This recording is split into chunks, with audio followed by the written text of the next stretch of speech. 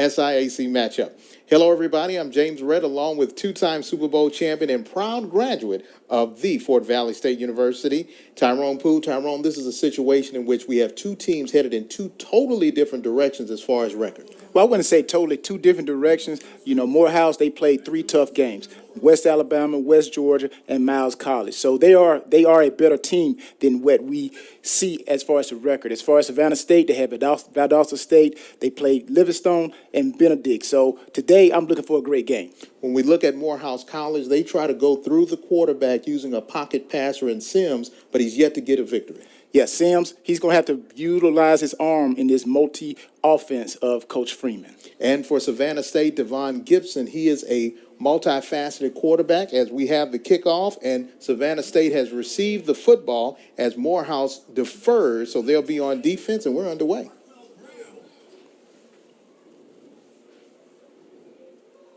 And we'll have Devon Gibson, number 3, at the quarterback, along with his favorite running back, D'Angelo Durham.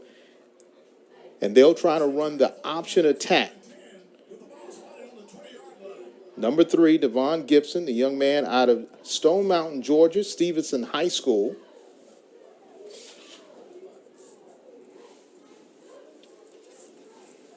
Even though Morehouse's defense has not won a game, they are still a vaunted defense and pretty salty.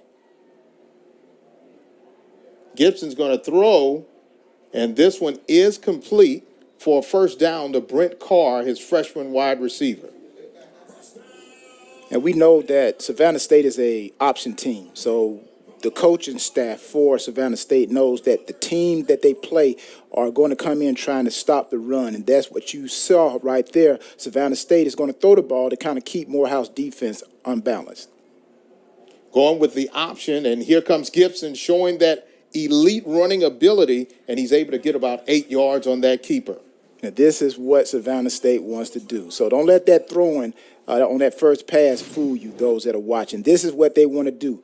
They want to run that option. And this is just a form of the veer, people. The veer. You want to give that dive, fake the dive, and you got the quarterback. He's on the option to either keep it or pitch it. So pay attention to see how and what Morehouse decides to take away with that option. Will it be the dive? Or would they try to take the quarterback away, or would they try to take the option guy away? But this triple option offense can create some problems. Inaj Carter, their all-everything receiver in the backfield. Keeper again is Gibson. He'll get enough for the first down and move into Maroon Tiger territory.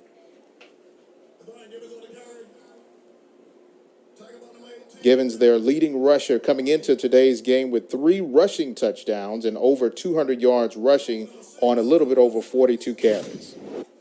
Again, we didn't see the beginning, but everybody on Morehouse defense tackled the dive. And that left the quarterback. He pulled it out, went around the left side, and was able to pick up positive yards. Once again, Givens is going to keep it. He breaks through the line of scrimmage, and he's off to the races. Inside the 30, gets tripped up and knocked out of bounds inside the 15. And that was a touchdown-saving tackle there by Maddox for Morehouse College. This is what they love to do. Again, the veer, this is a form of the veer. They can run this option, the triple option, from the gun or up under the center. And if you don't get a hat on a hat, players in the gaps, then the quarterback, which is the most dangerous person in this triple option, will have a big day in running the ball. This time he's going to give it to his back, and Durham is in for the score. 13 yards is the rush, and his first rush of the game is a 13-yard touchdown scamper, and the Tigers of Savannah State are on the board with 6. I'm pretty sure this is not what Morehouse defense came out to do, was to give up a big run and then to actually have no one. It's a clean, open. I think I could drive a truck. I could run through that. But Morehouse defense is going to have to do a better job than to have gaps like that if they're going to slow down this Savannah State option offense. Lockhart for the point after attempt, and it is good. 12:42 left in the opening quarter, and Savannah State has marched down the field on their opening drive and able to get on the board 7-0 is your score. You're watching SIAC football on ESPN.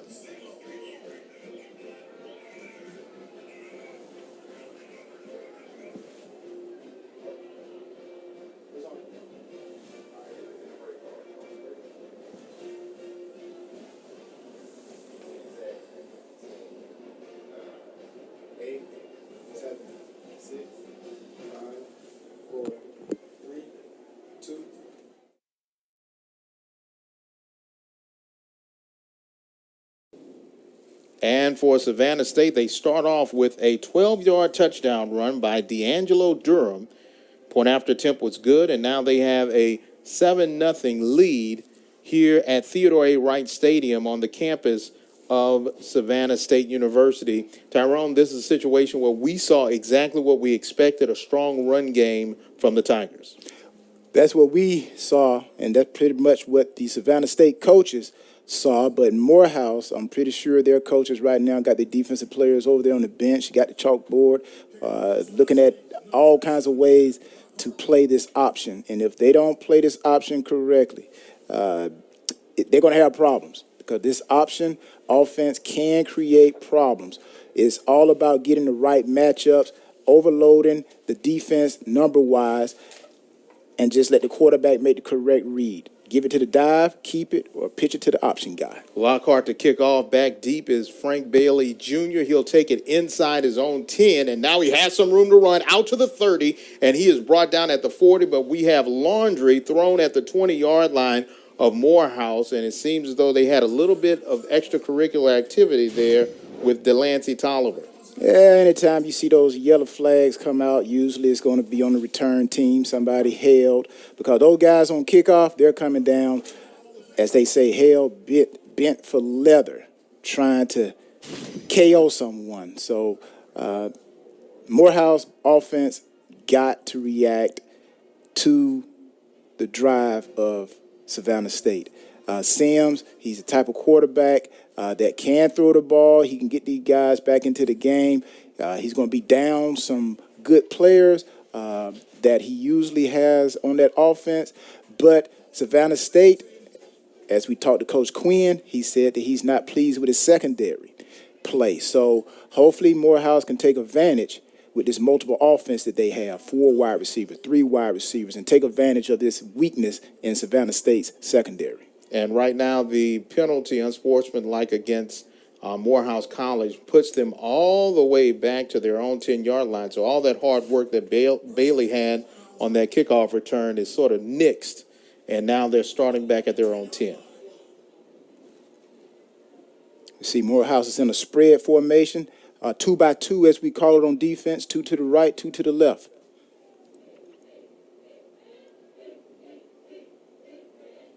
They give to Bailey. He has some room. He will stay on the inside, and he may have gained 1, possibly 2 yards on that carry. And Marvin Grunchy right there on the tackle. And with that spread offense, when you spread the field like that, you spread the defense. And this is where Frank Bailey, Sims, they're going to have to take advantage. The offensive line is going to have to play very, very well for Morehouse, because Savannah State does have a good D-line. A lot of shifting right here by Morehouse to throw the defense off. And it looks like they have movement on the offensive line for Morehouse, which will push them back 5. So far, they're literally shooting themselves in the foot.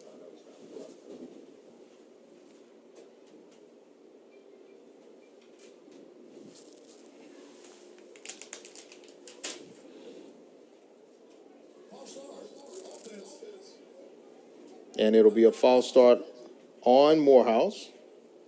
Push them back 5. So once again, they're inside their own 10-yard line. Ball will be placed at the 8-yard line.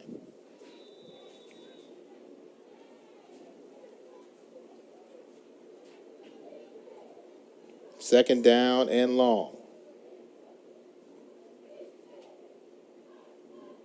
Give to Bailey, and he eludes one defender, but he can't get out of the grasp of Cameron Brown, the big nose tackle, who brings him down.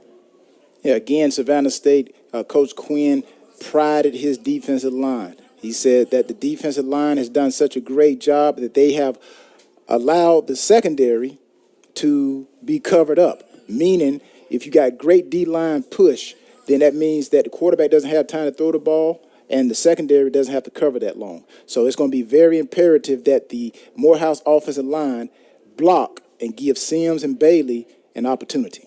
3rd down and 12.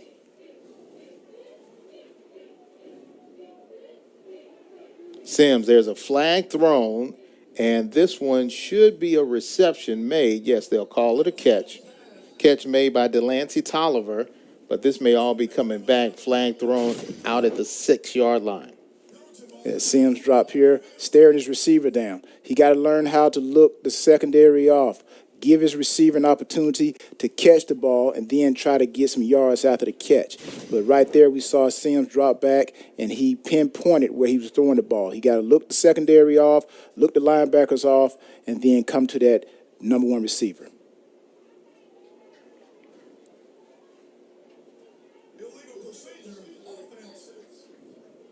So they will decline because the reception made by Tolliver was well short of the 1st down. Defense is happy. They basically get a 3-and-out with help from Morehouse. Yeah, the defense got a 3-and-out, and the offense drove and scored in their first possession. So right now, we need a great kick. That's what Morehouse is telling themselves. The special teams, as Coach Freeman told us, need to play big. So right now they're backed up. They have to punt this ball to give their defense an opportunity to stop this Savannah State offense that looked pretty tough first drive. Fernando S. Delamore, an all-conference performer. He's kicking it to Inaj Carter. He's staying away from it. He sees a large amount of white shirts, and it'll be down right at the 35-yard line. Good punt by S. Delamore. Yeah, great punt. That is exactly what Morehouse needed. They needed a great punt, had a good little roll on the end of it. So now Morehouse defense has to come back out, and they have to play tougher than what they did. They would be greatly helping themselves if they could get a 3-and-out here or limit what Savannah State has done so far with the first possession. But if Savannah State comes out and they go down the field again and score, then you got to ask yourself, as defensive coaches, when do we change up the game plan to try to stop this Savannah State offense? Because the original game plan that we worked on all week is not working. And during the opening drive, we saw Devon Gibson take the majority of those rushes on his own, and then he allowed D'Angelo Durham to get the 12-yard touchdown. Let's see if that's the same MO. This time an end around. Carr, he's going to keep it, and he's tripped up but brought down beyond the 40 at the 42-yard line. Yeah, another big staple in this option offense, you got to watch the offensive line, the guards. What they do when they pull these guards, they're trying to outnumber the defense. So if the defense doesn't shift, they don't recognize that, they will get outmanned, and you'll see big plays in the running game.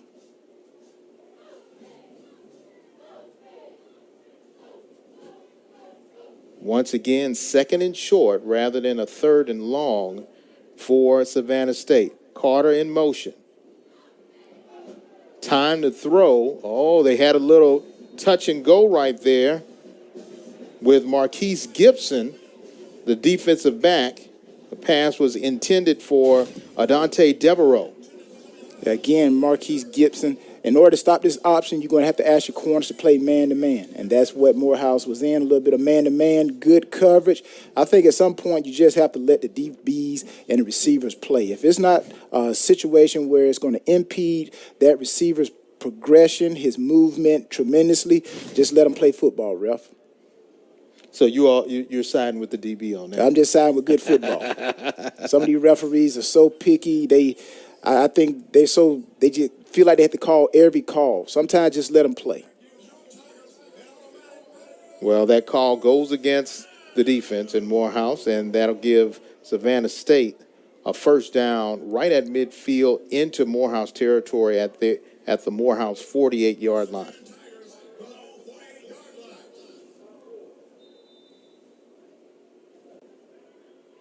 Pay attention to the offensive line and defensive line play. Morehouse against Savannah. Gibson getting pressured. He throws one, and wow, right there underneath Great catch by Adante Devereaux, and he's able to get a first down into the red zone for the Tigers. Yeah, Devereaux caught that pop-up. Wasn't a lot of steam on this ball, not a lot of velocity. He was moving to his left. The ball was kind of thrown up in the air just like a pop-up. Comes down with it, big play. And you got to limit, if you can't stop the pass game, then you're not going to have a chance at all against an option team, because they are an option team because they choose to run the ball, and throwing is not one of their strengths. Savannah State is one of the number one running teams in the SIAC, but they are number 10 when it comes to throwing the ball. So you got to take away something, and you got to take away the passing game so you can focus on this triple option, focus on what they love to do best. First and goal now for the Tigers of Savannah State. D'Angelo Durham, and he is off to the races. His second touchdown of the day, a 10-yard scamper, and now they're up 13-0. Too easy, no contained person. As we see right here, the running back cuts back, no contained person. Nobody containing the run. Easy walk in, touchdown for Savannah State. And again, if Morehouse does not make any adjustments, they've already given up 14 points, and we're not even halfway through the first quarter. So the defensive staff for Morehouse, they have to do something quick, or this can and could be an ugly game. Lockhart again. Flag is thrown on the point after attempt, which appears to be good, but there was a flag. And you see D'Angelo Durham with 2 touchdowns under his belt. And Coach says they're still waiting for him to have the type of performance that we saw 2 years ago. Take one more look at that point after, and there's a flag. And we'll see exactly what that flag was. Stay tuned. We'll have more from the SIAC right here on ESPN.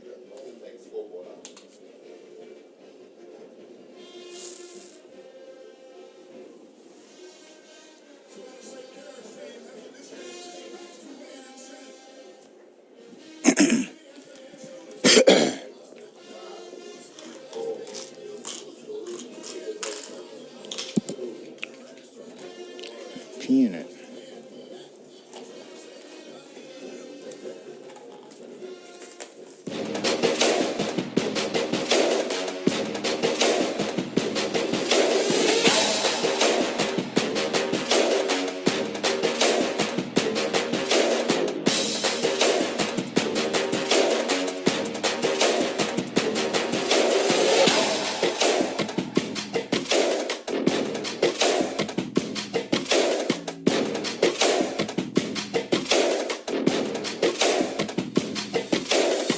As a global bank, our game plan is to help clients manage their money. We're a team of challengers, thinkers, and go-getters. Together, we bring out the best in each other. With our partner SIAC, we're creating pathways for the next generation of talent. We're scouting bankers, advisors, techies, and yes, athletes. Kick off your career with UBS.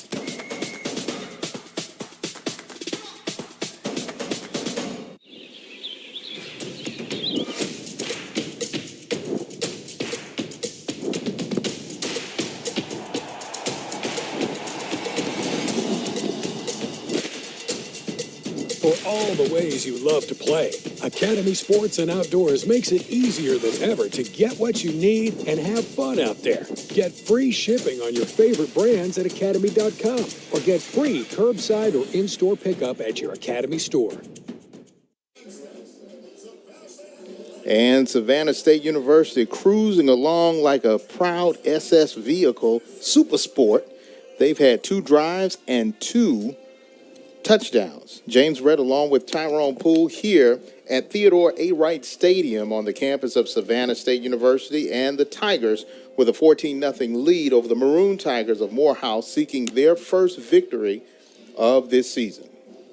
If they don't play better defense, they may be looking to next week to seek their first victory. Bailey on the return. He gets beyond the 20 and he scampers out to the 30-yard line, and that's where the Maroon Tigers will take over. Good tackle there by Tyler Heath, one of the reserve defensive backs. And Bailey will also be doing double duty. Not only is he the return man, but also the starting running back today because the star running back, Santo Dunn, is out with an injury. You know, really, Coach Freeman said there's really no difference between Frank Bailey and Santo Dunn. They basically are cut from the same mold. So that means that you're not going to see too much of a difference in this offense for Morehouse. Usually when a stud is not playing, someone like a Santo Dunn, then you change your offense. But Frank Bailey still gives Morehouse that opportunity. Nice flare out, and they're able to get something but a nice big hit. And that's what you want to see from your defense if you're a fan of Savannah State. Christian Johnson, he's just a true freshman, and Coach had a lot of high things to say about this young man. You know what? We need to slow this play down. If we could slow this play down, just look at the collision, just how impactful this collision is. Watch his helmet. Oh, yes, that's what you want. That's how you finish a play right there. That is how you play. And then you get up. All the other defensive guys in the blue shirt, y'all got to be slapping him on the helmet now. That's how you get that as they call it, energy. Energy crossing on the defense. But the defense had an unsportsmanlike conduct. So even though they got the big hit, they give up 15 yards, and now it's a first down. Well, hey, give up the 15 yards. But what you have shown Morehouse with that hit right there by Johnson is it's going to be like this all day. I remember a linebacker, Mike Singletary, said, we're going to be here all day, baby. We like this kind of game. So I'm pretty sure Johnson said, we're going to be here all day, Morehouse. We like this type of game. Connell, the young man who was the recipient of that hit, going in motion. Now they give to Bailey, and Bailey scoots his way closer to midfield, and he's brought down by Cameron Brown, the big defensive lineman at 6'3", 275. Now, what Morehouse has to be careful of here, I believe defensively, Savannah State has done a great job as far as making them think twice about how good they can defend Savannah State offense. If Savannah offense don't watch it, they're going to allow the Morehouse offense don't watch it. They're going to allow Savannah State defense to dictate and basically, like they say, take their heart, so to speak, just manhandle them. This time Bailey again, and he falls on one of his offensive linemen who's going to be slow to get up. Good tackle there by McKinley Newbill. Yeah, and when I say take that heart, what I mean is situations like this. This is where you just will yourself on your opponent, and basically they cannot do anything. They start to get frustrated with themselves. They start to lose their momentum. They start to lose their belief in themselves that they belong on the same field with you. So Morehouse offense and Morehouse defense, they got to get this edge back. They got to get it back. If they don't, I'm telling you, it's going to be a long game. I remember we faced a team when I was at Fort Valley, North Alabama, ran the same type of offense. Inside run to Bailey, doesn't find any room on the inside, kicks it to the outside, and this time he is tripped up for a loss. Marvin Grunchy coming from that strong safety position to make the tackle. And that's what momentum will do for you. That energy is not lost, it's just merely transferred. So from Johnson to right here, the defense is playing fast, they're playing hard, and they're basically making it hard for Morehouse to get anything started on offense. So it's going to be, again, let's see what Morehouse defense is going to do. Can they answer the bell, ring the bell, step up, and stop this Savannah State offense? Fernando S. Delamora, his second punt of the day, and this one is high. And it will take a Morehouse bounce inside the 20, inside the 10. A little pushing and shoving there. And down inside the 10 at about the 6-yard line, and you see Anaj Carter and some players having some communication. Yeah, if we could go back, if we could at some point go back and capture that play right there, I'm going to tell you something that Morehouse players could have done that actually could have given them the ball. Hopefully we have an opportunity to go back and see that actually play. But I'll just give you the summary of it. But anytime you get an offensive guy Morehouse is punting the ball to Savannah State. Savannah State players should have gotten away from that ball. Get away from that ball. Morehouse should have pushed him into the ball. Then he would have touched it. It would have been a fumble. See, these are the little situational things in football that can actually get you an opportunity to take advantage of situations. Starting their third drive of the day inside their 10. Inaj Carter, he'll play a little wide receiver and running back on the pitch, gets about 2 or 3 yards on that carry. Yeah, this is what you're going to see Morehouse do. They're going to come up. They want to try to go to the quarterback. Now they got to have someone to pitch, man. When you're going to play against an option, you got to have 3 people for 3 people. You got to have someone for the dive, someone to take the quarterback, and someone to take the pitch. Right there was no one in the pitch man's face. Assignment football. There you go. And they'll stop the play. Looks like they had some movement along the line. Like I said, when I was at Fort Valley, we played against a team called North Alabama, and they ran that triple option, and, man, they ran that thing like Novocaine, like they said back in the movie with Denzel playing in it. Remember the Titans?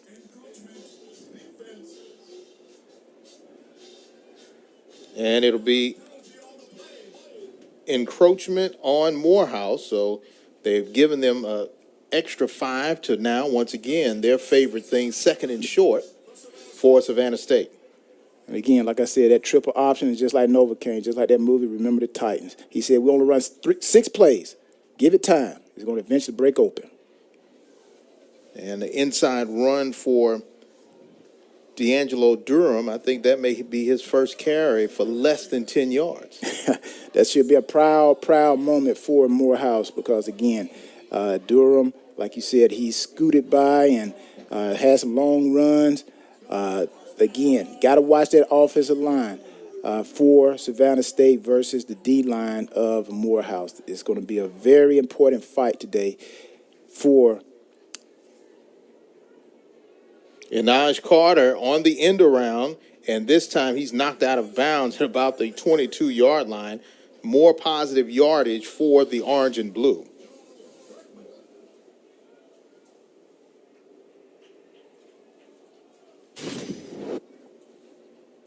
It's coming a little bit of jet sweep here, a little jet sweep action. The grass monster almost got him right there. Sometimes you can do too many moves and you trip yourself up.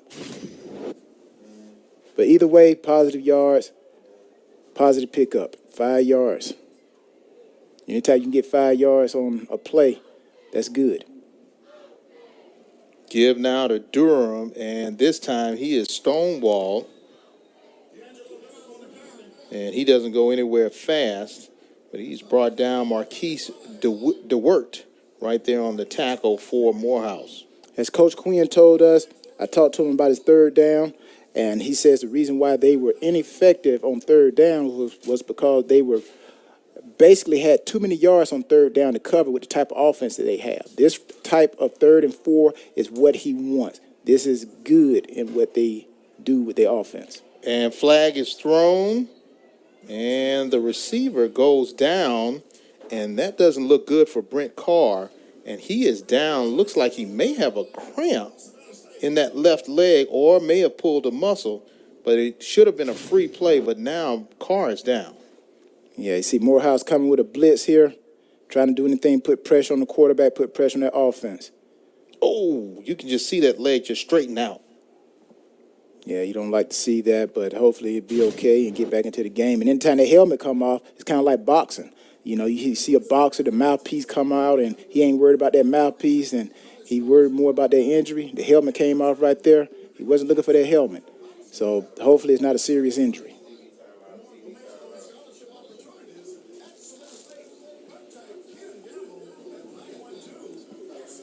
And we'll see what the official call is, but we do have an injury timeout. We come back, we'll get the status on Carr. Offsides. And it's offsides on Morehouse, but we'll get you an update on the injured player after this break.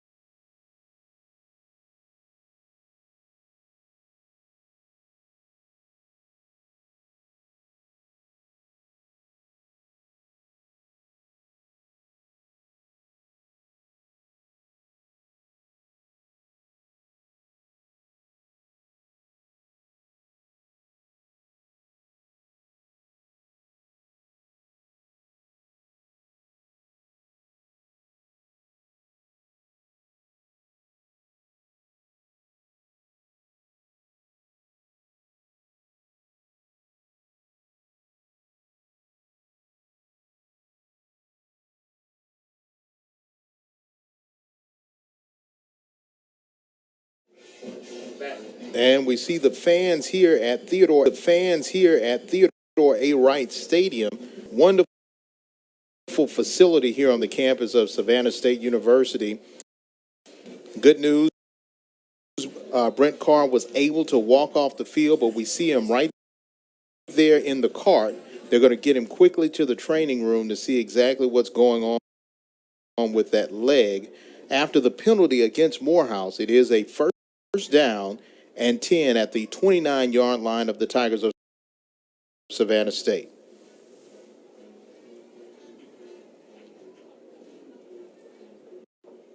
Got a little bit of empty formation here. Another jet sweep. And this time Givens makes a decision to keep it, and he pays the price, gets tackled by Elijah Campbell, the big nose tackle for Morehouse. Again, Savannah State lines up in option. See Morehouse is in the zone. Quarterback keeps it, good read. But again, this is what good defense will do for you. This is what Morehouse needs to continue to do throughout this game. I feel like Morehouse now is beginning to get their momentum back. They're beginning to get into their swing. So let's see how they react from now to the end of the game defensively. Getting some pressure. He gets it away over to Adante Devereaux, close to a first down, maybe about 3 yards short. Makes a 3rd and short. You're going to see Savannah State throw the ball, but count the number of times they throw the ball. They average about 15 throws a game. But today they are aware that Morehouse has come to town to try to stop the run, their option. So you're going to see probably a little bit more passing than you normally see if you are a Savannah State fan or alumni. 3rd down and 3.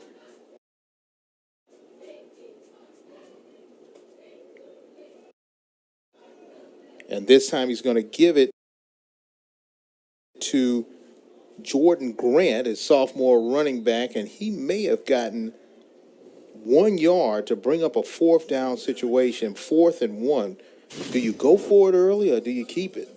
No, I tell you what, you actually punt the ball away, but again, you never know how these coaches think. But right now, with the momentum that Morehouse is going with, I think you punt it away. But again, Savannah State feels so comfortable, and they feel like they can manage this particular distance because, again, that's what Coach Quinn said. His offense works more effectively when they are 3 or so minus from first. And they do go for it on 4th down, and Grant is able to stretch forward to the 40-yard line and get across for the first, and they'll move the chains. Again, Coach Quinn said to us the other day, when our offense is in a 3 or minus yards for the first down, we feel like we can get that first down. And right there, he proved it right. He had confidence in his offense, and they went out and got the first down. Once again, they're going to give it to Grant, and he doesn't go anywhere fast.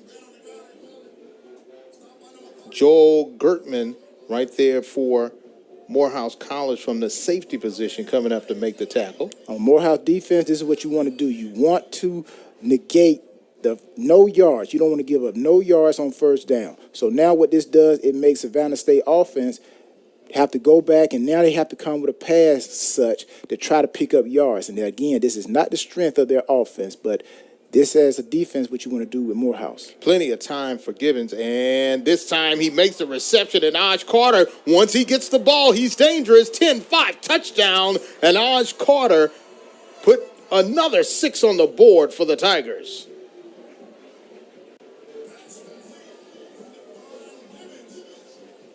If you're going to play good defense, run game, you got to counter that with great defensive play in the secondary. Right there, the corner is beat. The ball is lofting in the air, but nevertheless, get the ball in the hands of your receivers. Touchdown. Savannah State lining up for the extra point. 60 yards on that touchdown reception for Inaj Carter.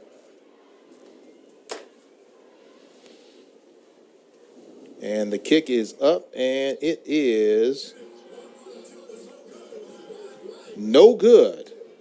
They'll have to take that one off the board and just keep the 6.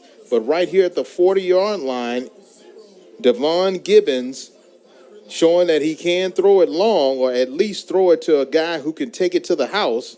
And Inaj makes the catch, and Carter is off to the races.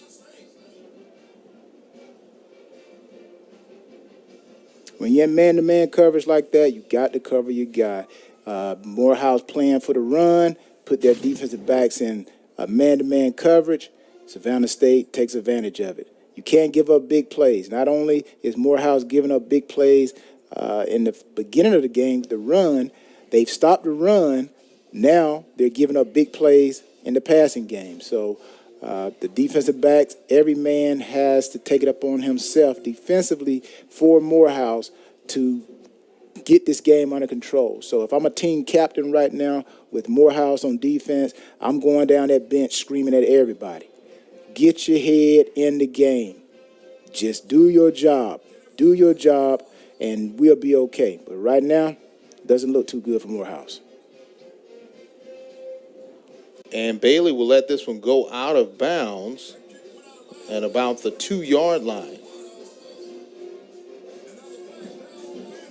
And that 60-yard touchdown reception, the longest touchdown pass of the year for Gibbons. Take another look at the kickoff.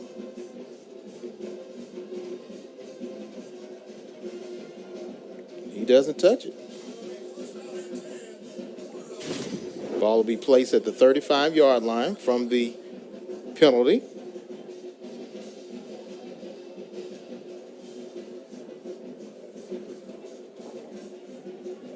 Michael Sims still in at quarterback. They're trying to get something going offensively, Tyrone.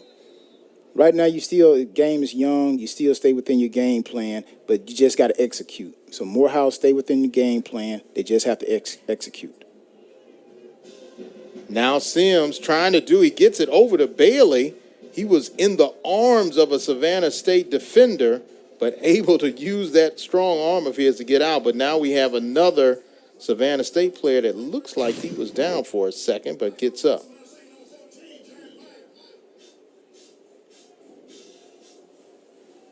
Yeah, Frank Bailey, 185. Look what, 185 pounds. That's what happens.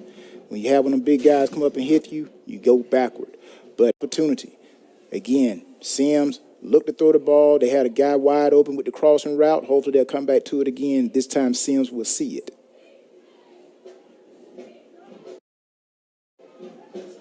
Sims getting a lot of pressure, has 4 blue shirts coming after him, and this time he gets out of the pocket and throws it out of bounds. Yeah, he breaks containment, but again, anytime you're rolling, he's a lefty. He's rolling to his dominant side, but anytime you're throwing the ball while you're moving, the ball is going to sail on you. So throws it out of bounds, which is probably the best thing that could have happened right there. And we have come to the end of the first quarter, 20 points by Savannah State. We'll see if Morehouse can figure it out offensively. We'll stay tuned. We'll have more SIAC football right here on ESPN.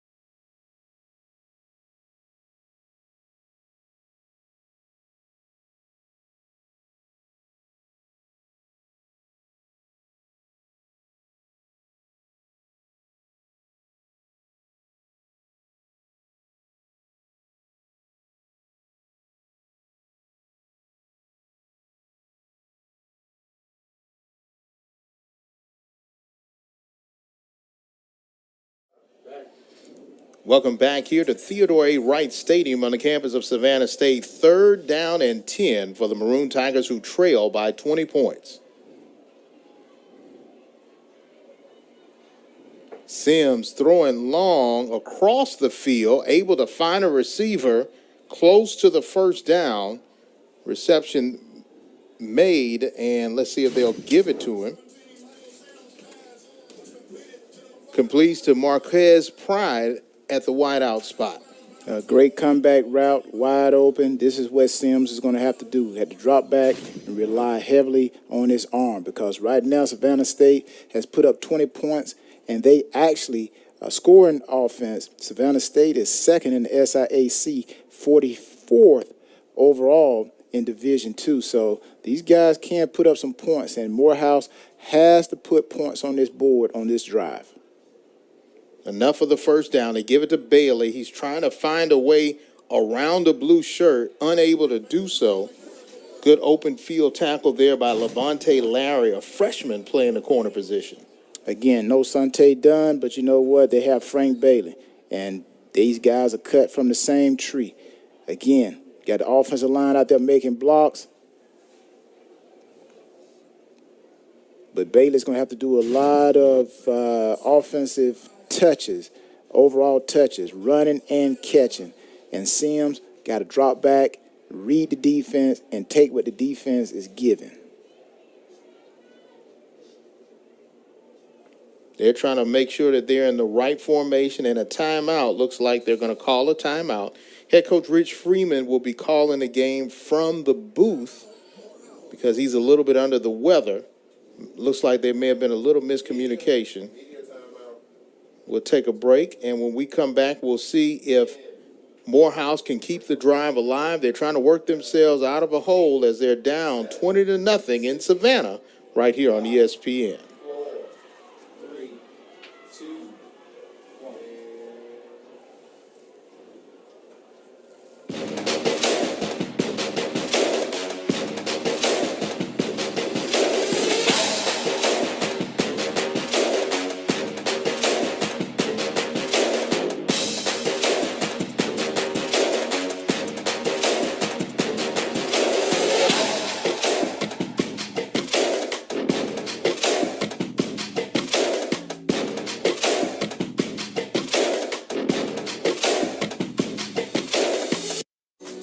Georgia Power is here with a little reminder of how easy it is to save energy at home. Because it's often as simple as a twist, or as easy as a lift. It could be a little squeeze, or maybe just a pull. These small changes can make a big difference, helping you save energy for the bigger things in life. Visit GeorgiaPower.com for tips and programs to help save energy and money.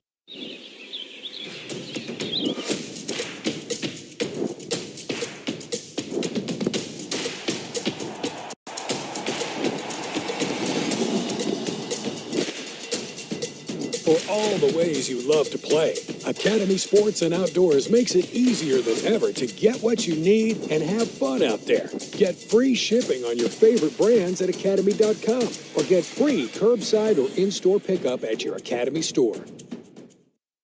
As a global bank, our game plan is to help clients manage their money. We're a team of challengers, thinkers, and go-getters. Together, we bring out the best in each other. With our partner SIAC, we're creating pathways for the next generation of talent. We're scouting bankers, advisors, techies, and yes, athletes. Kick off your career with UBS.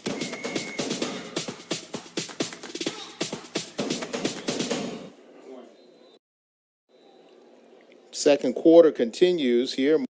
Morehouse trying to get on the board as they trail by 20. 2nd down and 6 yards to go. And this one is a flag, and it looks like it may go against Morehouse.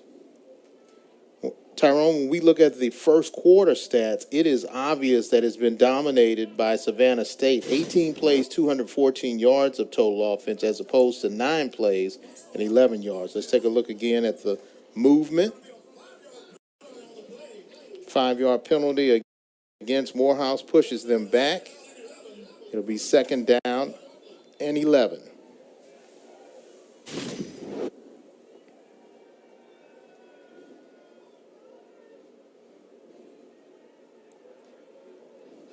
Sims looks like he had Connell, and he just went in and out of his hands. And now Connell's upset, and he's talking to the defender, but I don't know if the defender had anything to do with that.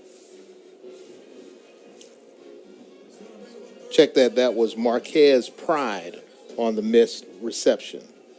Yeah, sometimes DBs and receivers get out there and they're jaw-jacking, and when you're up, like Savannah State is up, then you tend to talk a little bit more defensively, trying to get inside the opponent's head, and that's what it's all about. If you can get inside your opponent's head, then you take even more of that person out of the game, because the game is all mental. Third down and 11, gives it to Bailey on a nice flare pass, and he is well short of the first down, met by a couple of blue shirts. Christian Johnson right there on the tackle, fabulous freshman, along with Salik McCray. Yeah, I think Sims got to give Frank Bailey a better throw. Let him catch it high so he's moving high. I think Bailey had to kind of bend down a little bit slightly, and sometimes they could throw you off, and I think there was more yards in that play than they actually got. Delamora on the punt. And Naj Carter will call for a fair catch and catch it right at the 20-yard line. And that's where Savannah State will take over. Offensively, they have been outstanding with 214 yards, and they were 4 for 4. And you see some of the fans right there for Savannah State. They're having a good time. Yeah, this is the 27th meeting overall for these two historic programs. Their first game was in 1927. Now, the way the score is right now, 20-0, the last time Savannah State beat Morehouse pretty good was in 1972. They beat them 56-0, and that was when Coach Quinn was born. So maybe they're trying to replicate that score. Who knows? We'll see. Right now, they're on pace to do that, but let's see if Morehouse's defense can stop them. They give it to Anaj Carter. Doesn't find any room to run, but able to get maybe 3 yards on that little scamper. You're still going to see Morehouse try to come with a balanced attack. You're going to see a little bit of run. You're going to see a little bit of few passes behind the line of scrimmage. But still, Morehouse, I don't feel like they are playing the type of defense they want to play. I still believe that Savannah State offense, as we're seeing, they still are dictating the game. I think actually Savannah State has slowed down the game a little bit because they've jumped out so far. Inside run to Durham, and this time he's met quickly by Marcus DeWert, and he's brought him down real fast. Yeah, again, Morehouse is stepping up with the run game. They have found some type of heartbeat with their D-line to try to slow down the run game a little bit, but still their biggest problem so far has been the big pass in the secondary. So the question is, can the defense come together as a whole? The defensive line stop the run, and the secondary, when you're in man-to-man, do not give up the big play. Third down 11. This may be the worst situation that we've seen. And look at there. Gibbons able to get free, and he's still running close to midfield. He's brought down at the 45, and as soon as we thought that'll be a bad field position, Gibbons shows his athleticism. Again, it all starts with the offensive line. Again, look at the blocking, gaping holes. So Gibbons is basically just picking. It's almost like practice. Again, Morehouse defense has to find some kind of way to step up and stop the quarterback Gibbons, and they got to stop basically the whole offense of Savannah State. And Naj Carter on the nice shuttle pass. He does not have a lot of room to run and goes out of bounds. Taylor Harris right there to make sure that he stays on an angle and goes out of bounds. It's good defense by Morehouse, stringing it out, stretching it out, and limiting what Savannah State had dialed up on that play. So again, Morehouse has to play like this for the rest of the game defensively, and hopefully, while their offense is on the sideline, the offense is coming up with some type of better scheme to get the ball down the field. 2nd down and 11. Seems as though outside of big plays, the defense is sort of stonewalling them on 1st and 2nd downs. Gibbons eludes one defender, trying to make it to the outside, and does, but doesn't get much more after he breaks the line of scrimmage. Brings up a 3rd and long. 3rd and long. That is what Coach Quinn said he wants to stay out of. But the way Savannah State has been throwing the football, if I'm Coach Quinn, I'm loving 3rd and long right now. Staying in the game is Gibbons along with D'Angelo Durham. Marquell Brown in the backfield.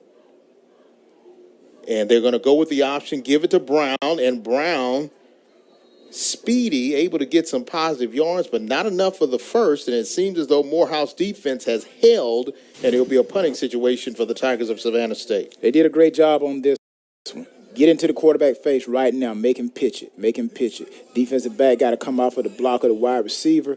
As we mentioned and we talked to Coach Quinn, he said he has some bigger receivers out there so that they can do a lot of blocking like what you just saw there and open up the running lanes for the option guy, the pitch guy, or the running backs. But right there, Morehouse did a great job of making the quarterback pitch it quickly.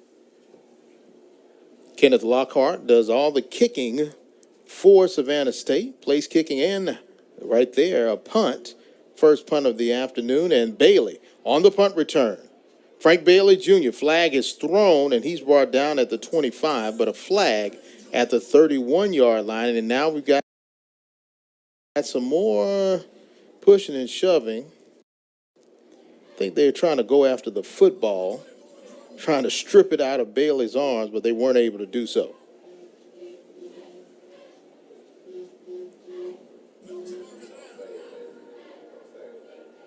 No, regardless of what this Morehouse team is showing right now, Rich Freeman has done a great job. 13th year at Morehouse. He's accumulated 71 wins, so he's done a great job. And he said that he wants guys that are smart, they play fast, and they play hard. So that's what you're going to get out of a Morehouse coached by Coach Freeman team. And they have holding on Morehouse. And that will move them back 5. It seems as though every time Bailey has a positive return, there's a hole, there's something that moves it back. And it'll be a timeout. When we come back, we'll see if Morehouse can get their offense going. Their defense has played well this quarter. Let's see if the offense can answer right here on ESPN.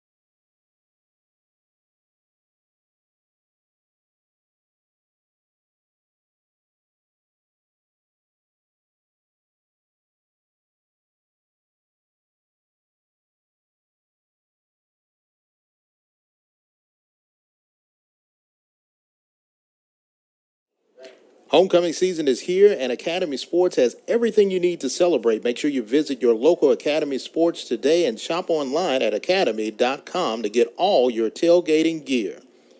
Morehouse on the carry, trying to work themselves out of a hole. They go nowhere fast. They're without their favorite running back, Santo Dunn, who is out with an injury. But coming in and doing the job is Frank Bailey on the carry. Yeah, the question is going to be how long can Frank Bailey actually keep this up? Again, Morehouse is used to that dual threat, two-headed monster with Santo and Frank. But now they have Frank, and he's doing punt return, he's doing kick return. So let's see how long he can last. And it's going to be very imperative that he stays in the game. Now they're going to give it to Bailey. He's trying to find some room to run, and he goes wide, but good pursuit by Savannah State, and they're able to corral him. He may have gotten 1 yard on that one. Yeah, the good signs of a defense is pursuit. You know, all defenses, they work on that pursuit, man. I remember that pursuit when I was in college. That was probably the first drill that we did. The pursuit drill. Pursuit drill. Everybody has to get to that sideline. Get to the sideline and tag off on the runner. So you could tell that that's what Savannah State believes in too. I'm pretty sure they practice it, which we'll talk about their practice and how they practice for all those who are interested about your Savannah State Tigers and how they practice. Third down and long. Sims getting some pressure, and he throws that one incomplete, intended for Corey Fleming, the tight end, but McKinley Newbill, agent 0 for Savannah State, was right there to apply that pressure on Sims. Yeah, this front four, they basically just whipping Morehouse's offensive line. And right now you got Sims throwing off his back foot. Anytime you throw off your back foot, that ball is not going to have any zip. And you're going to be doing what you see right now, punting the ball. So, again, Savannah State should get good field position off of this punt. And they're going to try to kick it over the head of Inaj Carter, but he will take it all the way back at his own 35, and he wants to return it, has some room, keeps his feet beyond midfield. Mr. Electric Inaj Carter back into Morehouse territory, knocked out of bounds at the 35. Yeah, it's a good return by Carter. And sometimes what happens when you do get a good punt, it's a great punt. He had to punt it because they were so far backed up. But sometimes you outkick your coverage. So he outkicked his coverage. There's nobody in the picture. Now you see someone coming in the picture, but where's everybody else? They're still getting down the field. So you outkick your coverage. When you outkick your coverage, you set yourself up for big plays, big returns, just like we saw right there with Carter. And that's what you used to do back in the day, huh? I used to return it regardless if they outkicked the coverage or the coverage was right on me.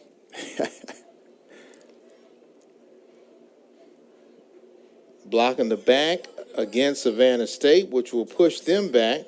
So Inaj Carter's yards gets erased, and first down for the Tigers of Savannah.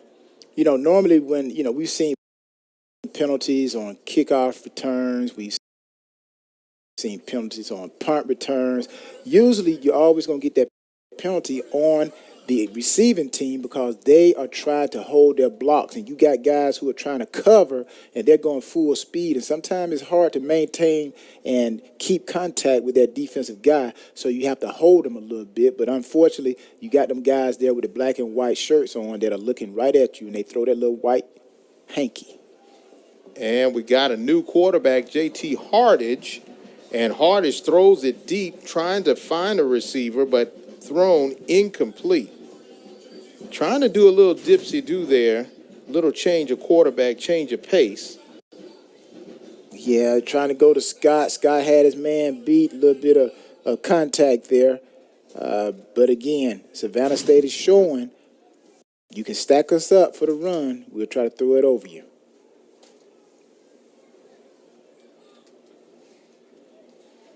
And they are still able to get 15 yards on an unsportsmanlike penalty against Morehouse, which will move them into Morehouse territory. And now the ball is we spotted at about the 41-yard line. Now, sometimes the game plan, this is a rhyme and reason with things, a rhyme and a reason.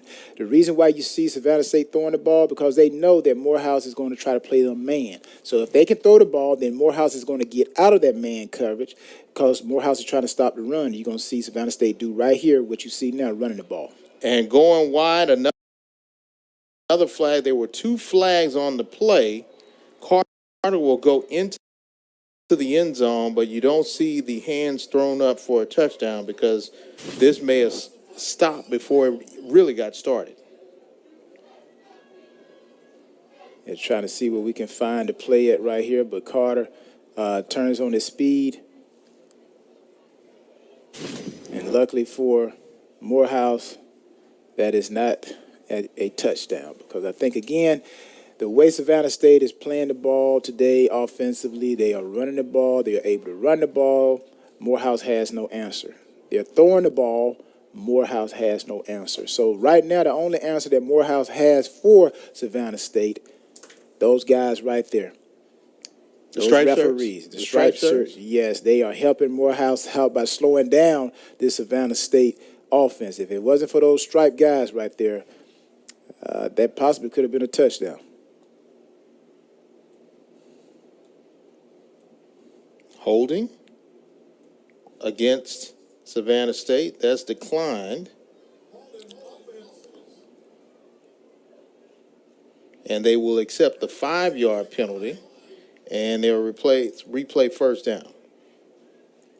So, again, like I was saying, you see Savannah State throwing the ball, and there's a rhyme and reason with that, because when a team comes in defensively to play Savannah State, their goal is to stop the run. Now, Savannah State knows that. So what they're going to do is to loosen that defense up, because they know the defense is going to be playing man-to-man, and there are some big plays that are possible. So when the defense finds out that they cannot cover the deep passes in man-to-man, then they go to zone.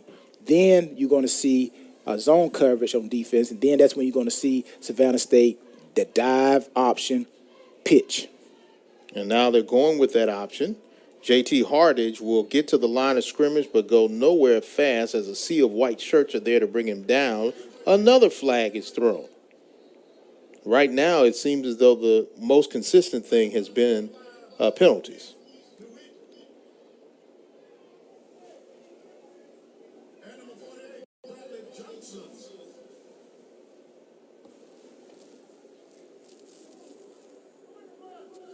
You know, we mentioned a little bit about Coach Freeman and his program. Now a face mask against Morehouse. And that will move the chains. And now they get 15 yards. First down for the Tigers of Savannah State.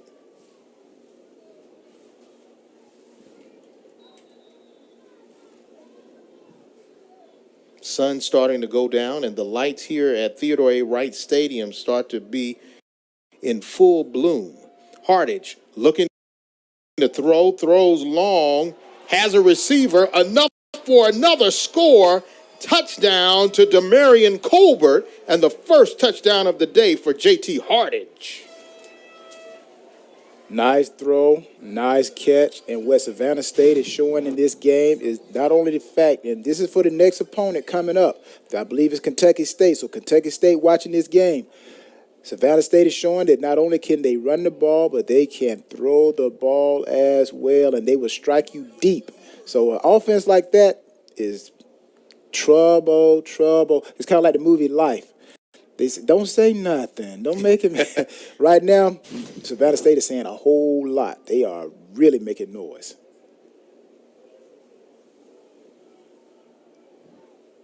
Trouble. This offense is giving Morehouse trouble today.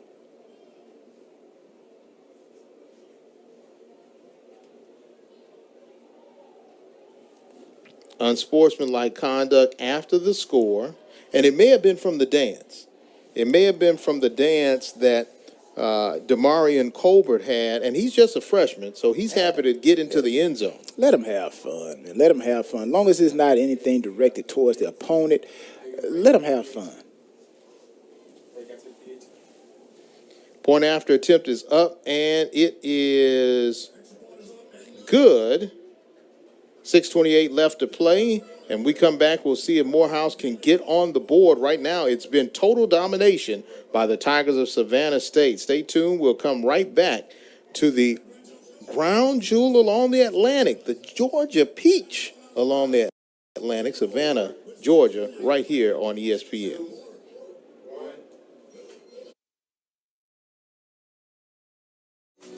Georgia Power is here with a little reminder of how easy it is to save energy at home. Because it's often as simple as a twist, or as easy as a lift. It could be a little squeeze, or maybe just a pull. These small changes can make a big difference, helping you save energy for the bigger things in life. Visit GeorgiaPower.com for tips and programs to help save energy and money.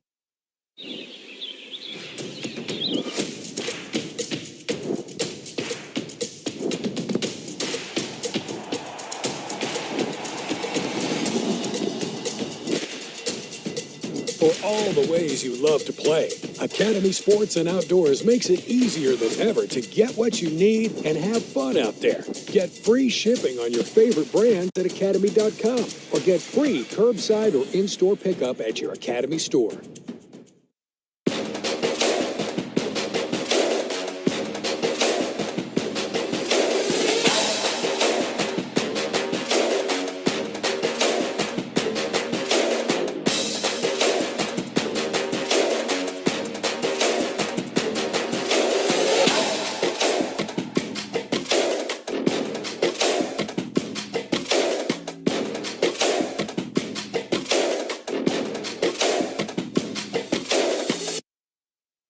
As a global bank, our game plan is to help clients manage their money.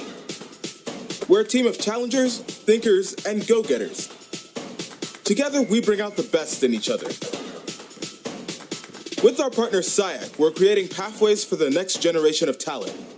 We're scouting bankers, advisors, techies, and yes, athletes. Kick off your career with UBS.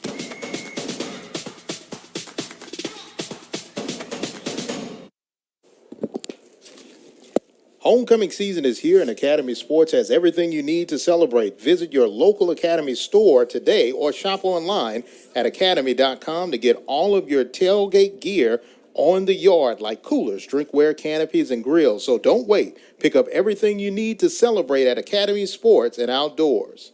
James Redd along with Tyrone Poole, and right now it's been complete domination by Savannah State, but we'll see if Morehouse can try to make a triumphant comeback. Frank Bailey's trying to do it all on his own on this kickoff return. He's able to elude everybody at least once, but eventually brought down in Savannah State territory. Great return. That was an awesome return by Bailey. This is what Morehouse needs to actually kind of kickstart and get themselves going. He takes the catch on the right side of the field, comes in using his vision, cuts back to his left, a little bit of vision again. Some of his own players getting in his way. But again, this is why Coach Freeman was so ecstatic about talking about Frank Bailey. This is what he gives you. This is what he does.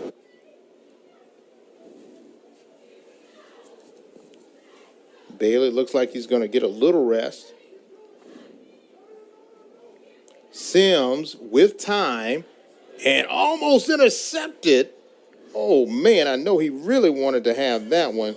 That was picked up and dropped. Again, talking to Coach Freeman, he said that this game will tell him a lot about his football team going forward. And right now, they seem out of sync on offense. Of course, we know that they didn't have the traditional scrimmages that a team would have because they had some COVID situations, and normally they have about 3 scrimmages.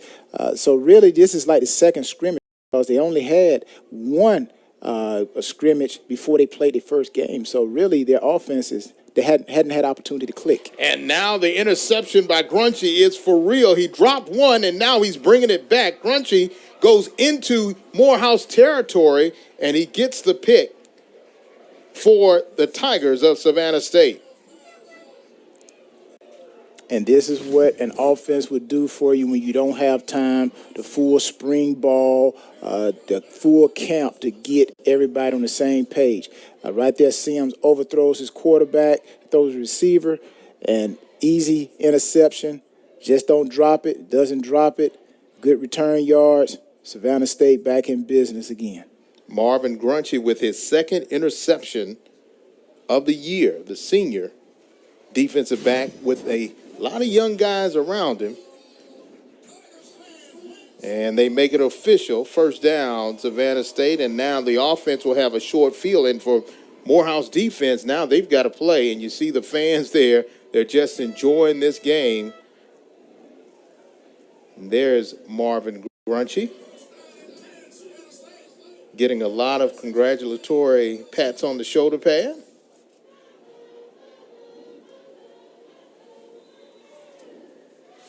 Now J.T. Hart is still in.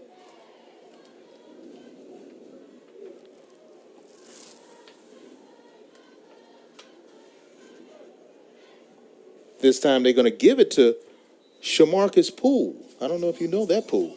No, I don't, but I do know Gonzalez is one of them top guys on Morehouse's defense that is missing. So, again, we talk about Santo Dunn is out. Of course, he got Gonzalez, he's out. So, Morehouse is kind of coming into this game not really having their captains, so to speak, of the team. They're motivators on the team. So, but again, next man up. That's why they call it football. Poole once again on the carry, gets inside the 30 down to about the 26. Yeah, that's a good name, Poole. That's a great name. I like that name. Now all he needs is a 38 or 29 when I was in college. 20. He got the 9. He got the 9. Just need to put the 2 in front of that 9. It'd be 29, the same number I had when I was at Fort Valley State. Freshman out of Sandersville, Georgia.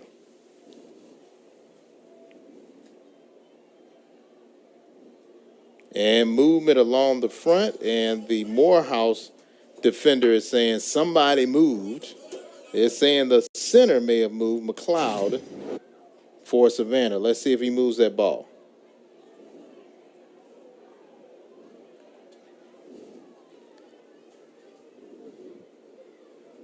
Nope. Doesn't look like he moved it. Yeah, and you also saw that. Oh, but they say you also saw that Morehouse had all their guys up. They had nobody back deep.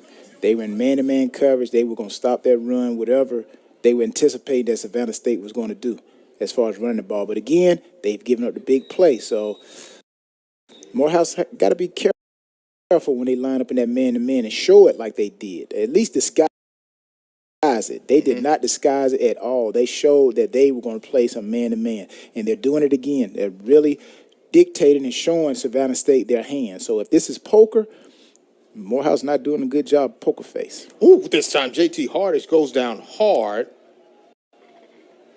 And a big sack there for Marquez Brown, the sophomore out of Eagles Landing, Georgia. Again, when you bring people, when you have as many people as Morehouse has up on that line of scrimmage, you know that they're coming with some type of pressure. And right there, they break through, they get the sack. One of the few bright spots for this Morehouse defense. But again, the game is still manageable. Believe it or not, I know people say, hey, it's 27-0. But I've seen professional teams have a 28-3 lead with 1 quarter left, and they still lose the game. So anything is possible, Morehouse fans. And this punt is high, and it will go into the end zone for a touchback. 3:34 left to play in the first half. So far, it's been domination by Savannah State, but can Morehouse change the momentum and get on the scoreboard before the end of the half? We'll see. Stay tuned right here on ESPN. We are here live at the Georgia Jewel along the Atlantic, Savannah State. Stay tuned.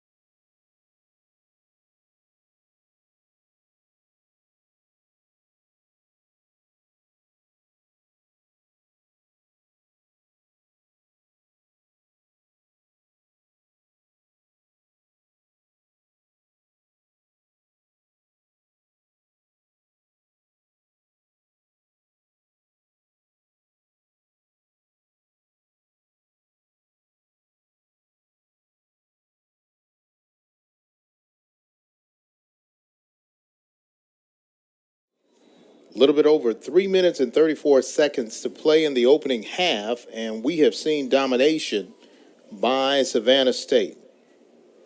Morehouse trying to get on the scoreboard, and now flags come flying high. I'm going to tell you how Morehouse is going to have to get back into this game. They're going to have to not look at the score and just take it one play at a time and get themselves back into it.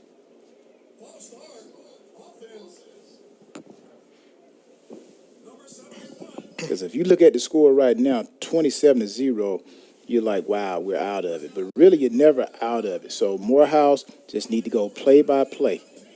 Don't look at the clock. Just play the play, run the play that's called to perfection. New quarterback Jalen Chapman, the transfer from Portland State and also Rutgers, and he completes his first pass to Delancey Tolliver. A lot was said about Jalen Chapman, the Inglewood, California native who transferred into Morehouse College over the summer. Yeah, start him off with a little quick throw, kind of get his confidence going, and eventually I expect to see Morehouse get him throwing the ball more and more down the field. Now that pass went for a 1 yard loss, which brings up second and long. Bailey on the flare pass, and nice flip. Oh my goodness.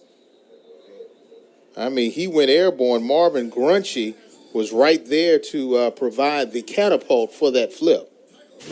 Yeah, again, I like, even though we saw the flip, what I do like about Chatham right here, get the ball to the Bailey and get it to him in open field. That's why he was able to get as many yards as he could with the acrobatic flip right there.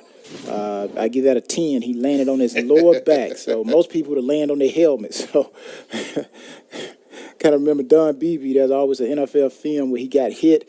Don Beebe, wide receiver for the Buffalo Bills, got flipped and came down on top of his helmet. So at least Frank Bailey showed a little bit of athletic ability and landed on his lower back. Oh, this time that flare pass does not find Bailey. And it is incomplete. It was a forward pass. Yeah, that there was a bad throw. That was a bad throw. I'm pretty sure Chatham would like to have that one back. Really a little too high. Overthrows Bailey. Bailey has no shot at it. Luckily for Morehouse, Savannah State didn't have anyone there to catch that fly ball. Because that would have been easy 6, huh? It would have been an easy 6, like taking candy from a baby. Estelamora with the punt. And he booms one, and it will take a Morehouse bounce and go inside the 20 and down at about the 19-yard line. Estelamora has been a busy young man this afternoon. When your offense can't move the ball, then your punter is your next best friend.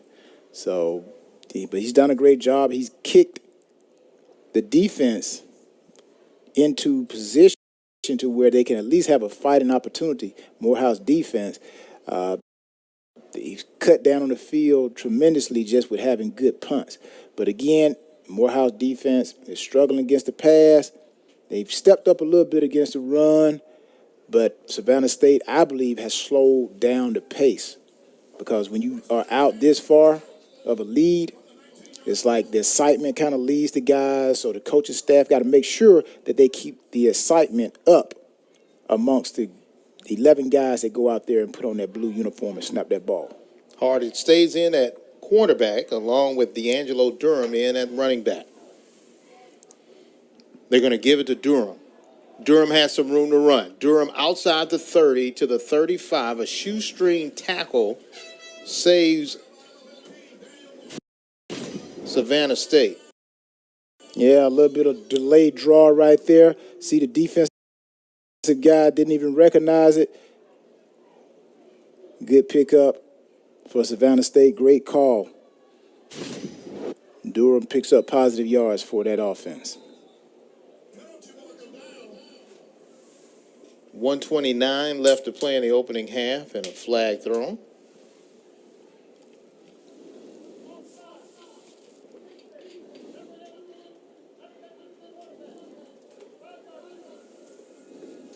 And that's all sides on Brown, who's already on the sideline. And now he's going back in. Now, the one thing that we have not seen that Coach Quinn has said that it was going to be an emphasis for his team during this week of practice, the fumbles. Savannah State has not laid the ball on the carpet as of yet. So that lets me know that these guys have been working on controlling that ball, holding on to that ball, because fumbles, creating your own turnovers are quick ways to lose games. 1st and 5, they give to Durham. Now he'll lose Brown, the defender, and the second person is able to bring him down, and he's tackled for a loss. Dalen Land, this young man, a freshman, he's out of Benton, Alaska. He's a long way from home. Yeah, it's a long way from home, and he was the lone man on that tackle right there. So that was a great defensive play. Coming up, broke down the stiff arm. Great tackle. Now, see, Morehouse defense, that's what I mean by energy. They should have been patting him on the helmet, jumping up and down. But again, this is what 27-0 does to your defense. It makes that energy. Now, if Morehouse was up 27-0, I guarantee you would have been seeing all kinds of guys high-fiving. But regardless, if you're down or you up, defense is all about playing with energy. And I didn't see it on that play, even though that was a great open field tackle. So you think their confidence may be in question? It's not confidence, the energy. Hart is throwing deep, looking for a receiver. Oh, incomplete. And a flag is thrown, intended for Devereaux. And the defensive back is like, wait a minute, it wasn't me.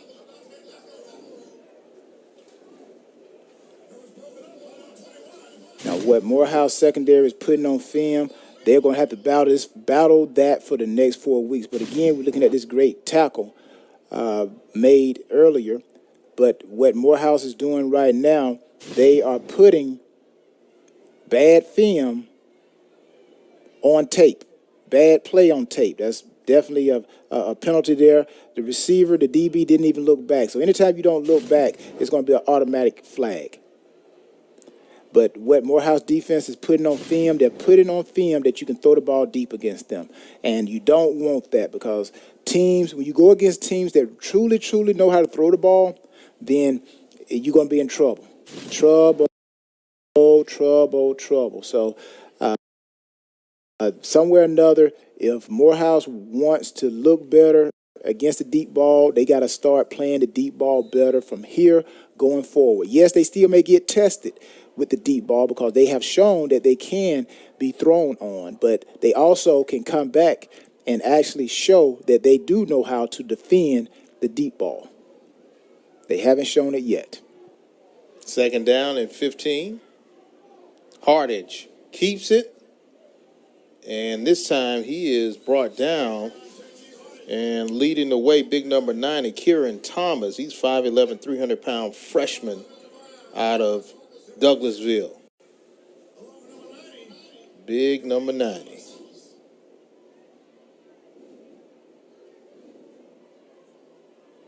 There he is. Now that's the tree stump. Yeah, you need guys like that on your defensive line, especially when you're going against a team that loves to run the ball. You got to have those big guys up front that can clog up the hole. They got to contain and man at all times have 2 blockers on them offensively. But again, Morehouse, they have a good defense. They just got to play like they know how they can play. And they will let the clock run out as Morehouse is able to stall this super sport offense. Savannah State have rattled off 27 points against the Maroon Tigers of Morehouse, and we will see if Morehouse can go into the locker room and come out with a new resolve, as Savannah State has a resounding lead. 27-0 is your score. Make sure you stay tuned right here on ESPN. We'll have halftime. Morehouse College House of Funk Marching Band and Savannah State's Powerhouse of the South. Both halftimes coming up right here on ESPN.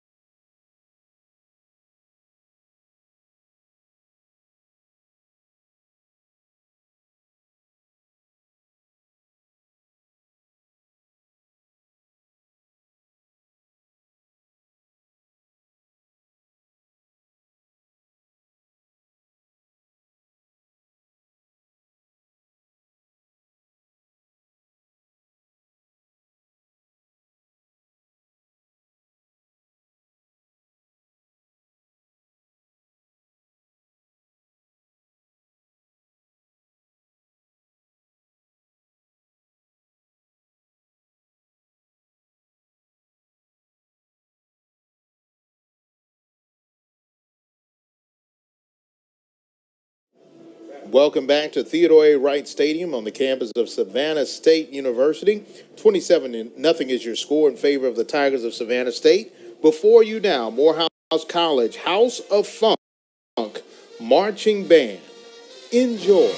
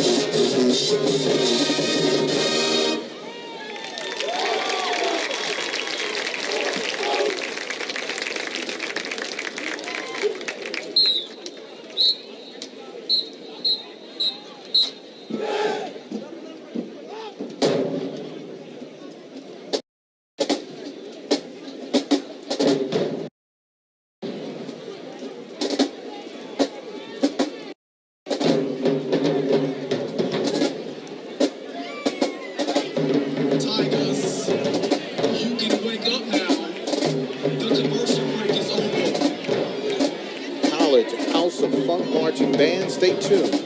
More outstanding halftime right here on ESPN.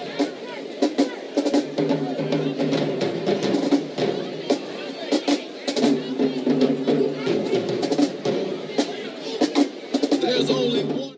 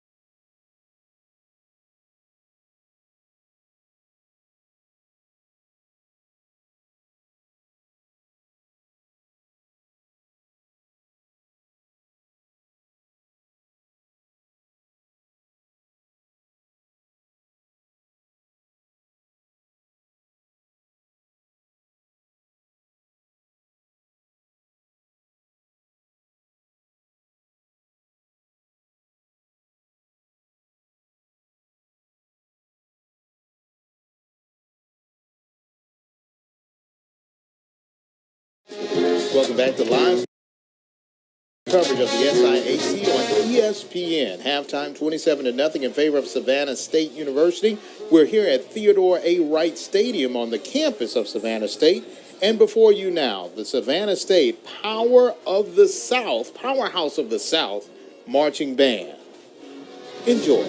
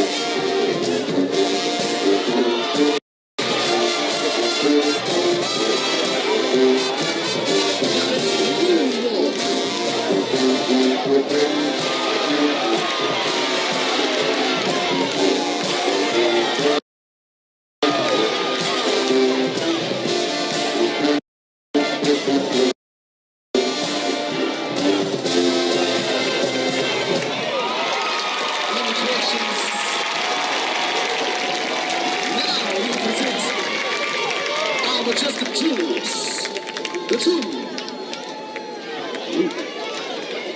There's two. 1, 2.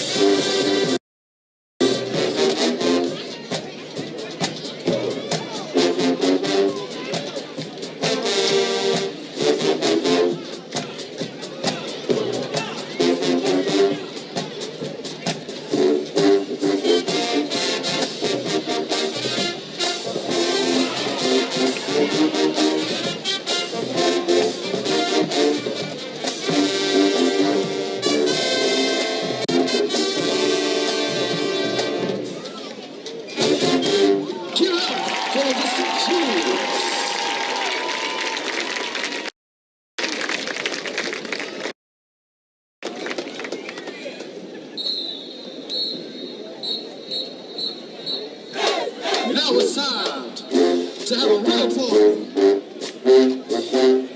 Wonderful performance so far by Savannah State Powerhouse of the South Marching Band. Make sure you stay tuned. When we come back, we'll get you ready for the second half. Savannah State Tigers with a 27-0 lead over Morehouse right here at the Georgia Jewel along the Atlantic, Savannah, Georgia. Stay tuned. This time we gonna chop a style.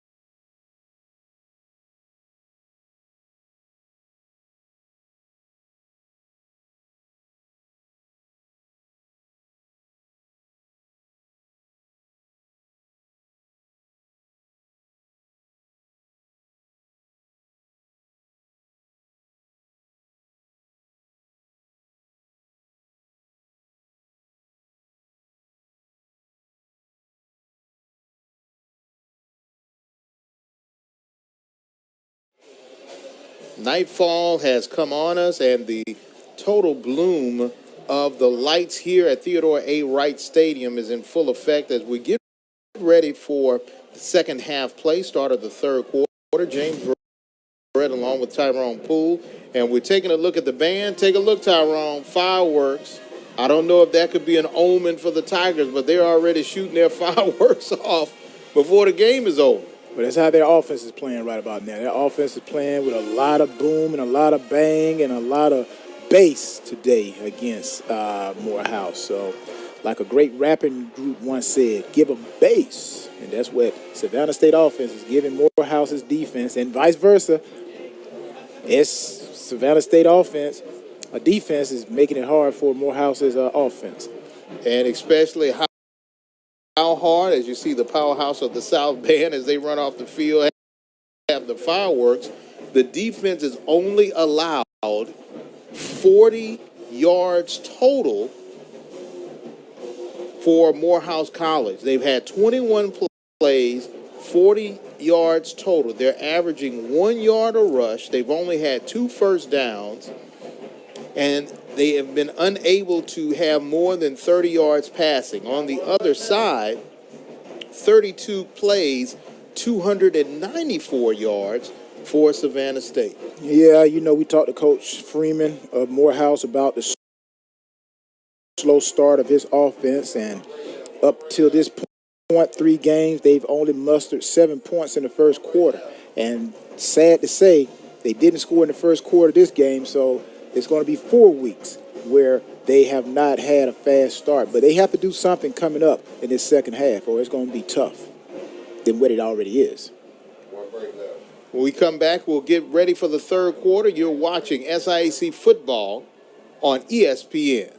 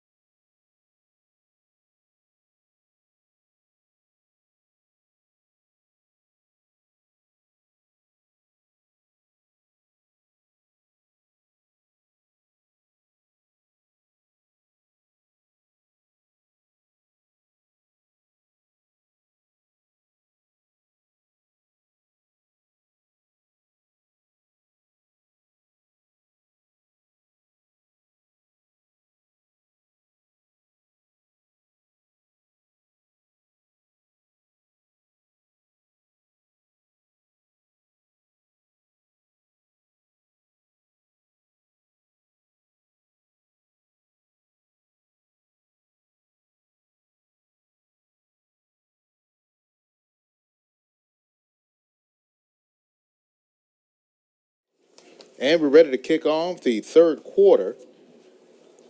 Frank Bailey Jr. back deep for Morehouse. And still handling the kicking duties, Kenneth Lockhart for Savannah State. They have a 27-point lead as they start the third quarter. Bailey will take it at his own 6-yard line. Bailey with some room to run. Bailey trying to ignite his team, gets to the outside, and it's the kicker, Lockhart, who knocks him out of bounds at about the 45. Great return by Frank Bailey Jr. A great return by Frank Bailey. This hopefully will ignite, just like we saw the fireworks at halftime. Hopefully this will give some type of rocket up the rear for the Morehouse offense and team and get them going. But right now, Morehouse, their offense is going to have to play with a 2-minute mentality, meaning they're going to have to get a lot of plays in and try to get as many yards as they can through the air, because when Savannah State get the ball, they're going to play 4-minute offense, meaning they're going to try to run their clock down and milk it as much as they can.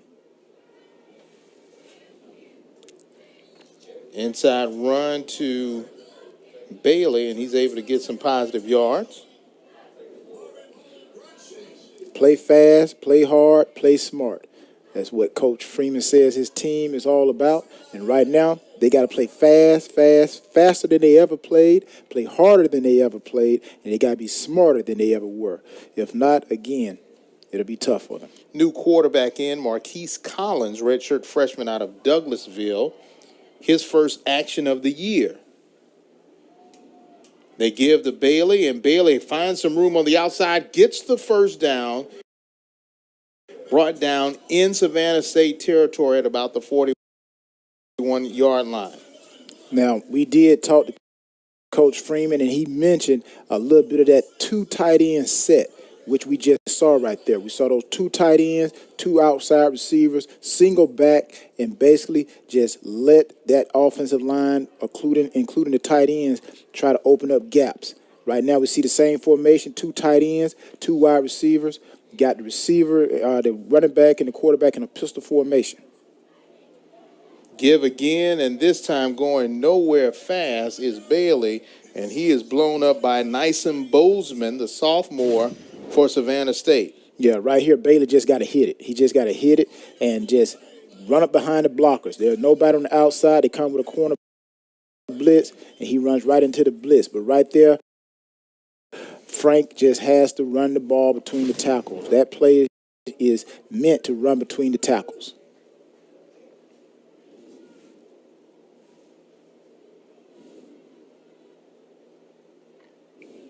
Trying to get the play in. 10 seconds left on the play clock. Throwing long, and a flag is thrown. Looks like Larry for Savannah State touched Pride a little bit too early. Yeah, touched him too early. I think he grabbed him. So, yeah, that is an obvious penalty, an obvious holding right there. Quarterback does give his receiver an opportunity right there, even though got a little bit of pushing off. A little bit of holding, a little bit of pushing off on offense, a little bit of holding. So they both were doing it. But it was Larry who got caught. Always going to throw it on the defense. You know, it's an offensive game. You know, offense sell tickets. People don't want to see defensive games, 7-6 and 10-13. They want to see wide open games. So the referees, I'm pretty sure they always told, hey, if you're going to error on the side of the offense. Get an offense to call.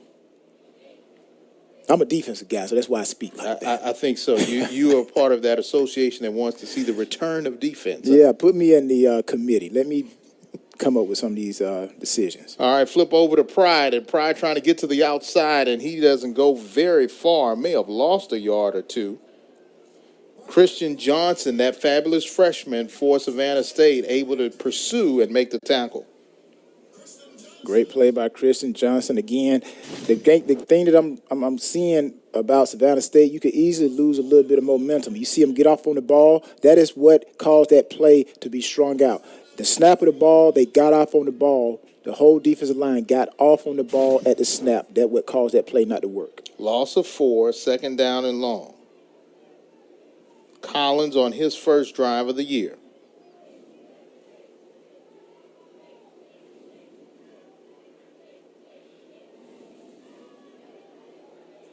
He's going to throw, pitch, and catch. Reception made by Tolliver. And Tolliver is pushed and shoved out of bounds by Brian Roberts and company. Yeah, the offensive line created a little pocket right there, able to get the ball to Oliver. Spin, protect the ball, get as much as you can. At least gives Morehouse an opportunity to convert this third and long. But they are in 4-down territory, I believe. If I'm Coach Freeman, I'm going to go for it, even if I don't get this first down. You're 27-0. You got to go for it. It's almost 4-down territory every time you get the ball. Collins is going to keep it, trying to find some room to throw, but he's going backwards, and he throws it out of bounds. And a late flag. And they may have said there was not a eligible receiver in the area where he threw the ball. But he's outside the pocket. If he's outside the tackles, then he throw the ball out of bounds. Then basically, I would not see anything wrong with that. Right there, he's outside the tackle. So you want to throw the ball out of bounds right there. Throw it out of bounds.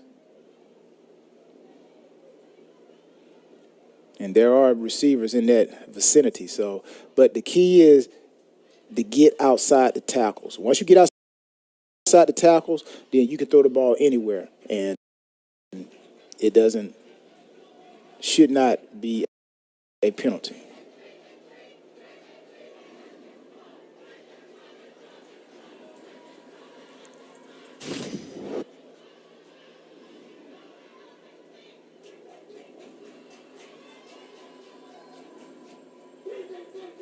And let's see what the official call is. Oh, an eligible man downfield. Mm-hmm. Now that would get you in trouble. So one of them offensive linemen tried to maybe get downfield. I don't know why, but only 5 guys can go out. For those who are watching, only 5 people are eligible to go out. So when you have that 6th person down there, then it's somebody ineligible downfield. And looks like Coach is taking a more conservative approach. They're going to go for a field goal rather than go for it on 4th down. Fernando S. De La Mora will be doing the kicking. Looking for his first field goal of the year. They're trying to make sure they have the right numbers on the field.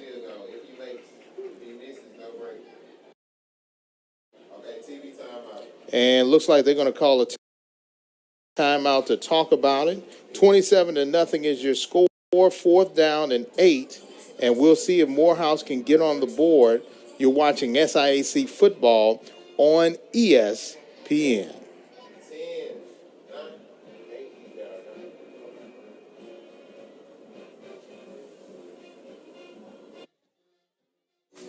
Georgia Power is here with a little reminder of how easy it is to save energy at home.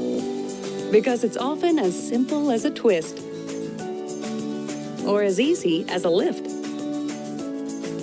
It could be a little squeeze or maybe just a pull. These small changes can make a big difference, helping you save energy for the bigger things in life. Visit GeorgiaPower.com for tips and programs to help save energy and money.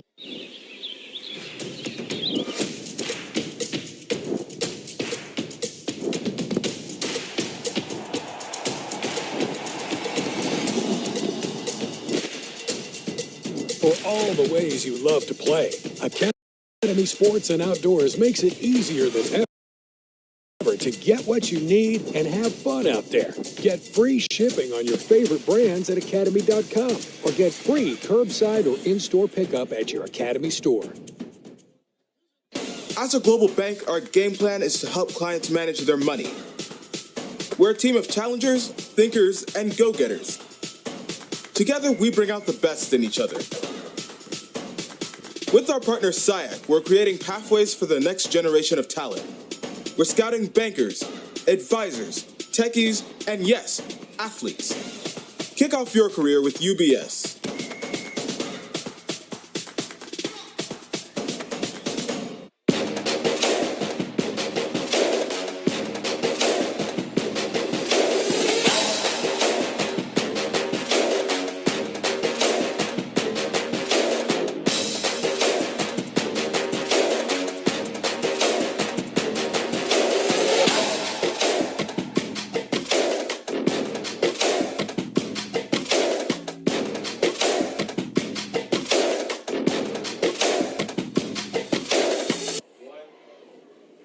Fernando S. De La Mora for Morehouse College, all-conference performer, now trying to kick a 46-yard field goal. Oh, and the high snap. It is a high snap. Ball is loose. Yeah, you know, this situation, I kind of disagree with going with the field goal. I think you go for it. You're 27-0, you're down. Anything can happen right here. They haven't kicked too many field goals, so either Coach Freeman has seen in practice that these guys are able to kick a 46-yard field goal, but as far as game time, they have not been in positions to try field goals. So right now, instead of going for it when you had the ball on your 30, and if you don't get it 4th and 8, then Savannah State has the ball on their 30. Right now, you tried the field goal, missnapped. Now look where Savannah State has the ball. So you're giving them now good position on your side of the 50. This time they're going to go with a run to D'Angelo Durham. He goes inside for maybe 1, possibly 2 yards. You think Coach Freeman was trying to go for it because he wanted to get that 0 off the scoreboard? He wanted to put something up there? I think so. West Alabama handed them their first shutout earlier this year, and they don't necessarily want to go into conference play in the second conference game of the season with a goose egg. And, you know, that's a high percentage that they say on 4th down you're able to make it. Because I do believe that, because most guys are really, like, antsy, they're nervous. And I think going for it on 4th down would have made great sense. Give to Durham again, and he's going inside, able to get some more positive yards, close to a first down for the Tigers of Savannah State.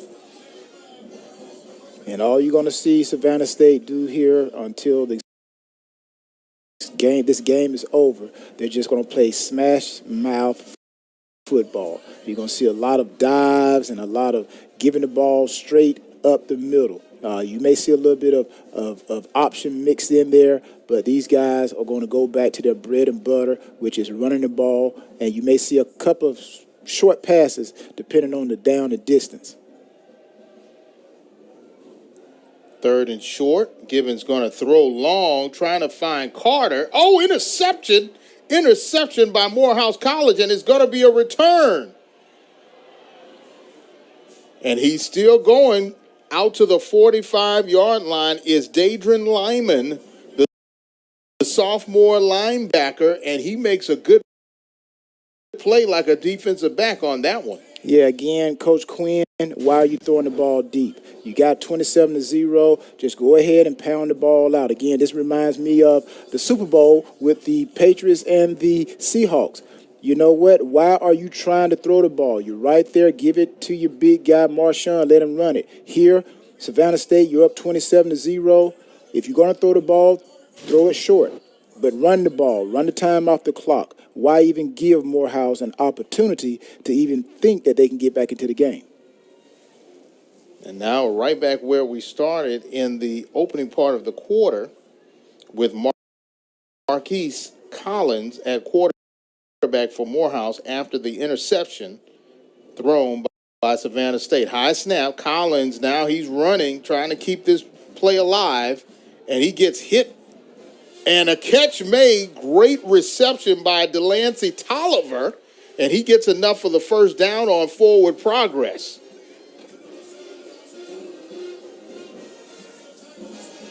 Yeah, that was a great athletic play by Collins. He's going to be running towards away from his power arm, meaning he's running away and he actually throwing back across the field, which usually is a no-no. But in this situation, because Savannah State over pursued so much that the pass was able to be completed, giving Morehouse a first down. Keeper Collins, and he may have gotten to the line of scrimmage and gained 1 yard. A sea of blue shirts right there, getting a little pushing and shoving going on with the lineman Antonio Smith for Morehouse, trying to protect his quarterback, Marquise Collins. Now, it's going to be interesting to see what Coach Freeman does this time if he's put in a 4-down situation. I think he's probably going to go for it this time. No doubt about it. 2nd and long.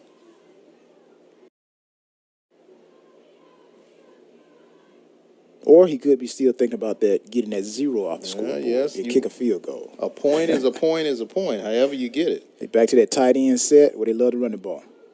Bailey trying to get to the outside. He does, but is quickly wrapped up and brought down for the tackle, Brendan Jackson, one of those freshman linebackers that Coach Quinn is so high on. Yeah, second time we've seen this formation where they bring tight ends in and form that 2 tight end set and just try to pound it out. But right there, Savannah State in position to make the play. So Savannah State defense, even though they're up 27-0, I'm pretty sure they're telling themselves, the coaches are saying, hey, do not let them score. Keep the goose egg. Keep the 0. Don't let them in, because this makes their stats look good as well. So Savannah State is playing to keep that 0 on the board. Collins, now he's going to keep it, and he may have gained 3 yards on that carry. Salik McCray right there to bring him down. Now, the one thing I would love to see by Savannah State, or if it's Morehouse, when your defensive guy or offensive guy make a play, where's the excitement? Where's the excitement, guys? Where's the pounding on the helmet, the back bumping? That's what football is about. It's about energy. I see guys getting up, somebody make a tackle, they all walking back. All right, let's get back in the huddle. Let's call another play. Football's about energy. 4th down, and just as you said, they're going to go for it. Should have done that last time.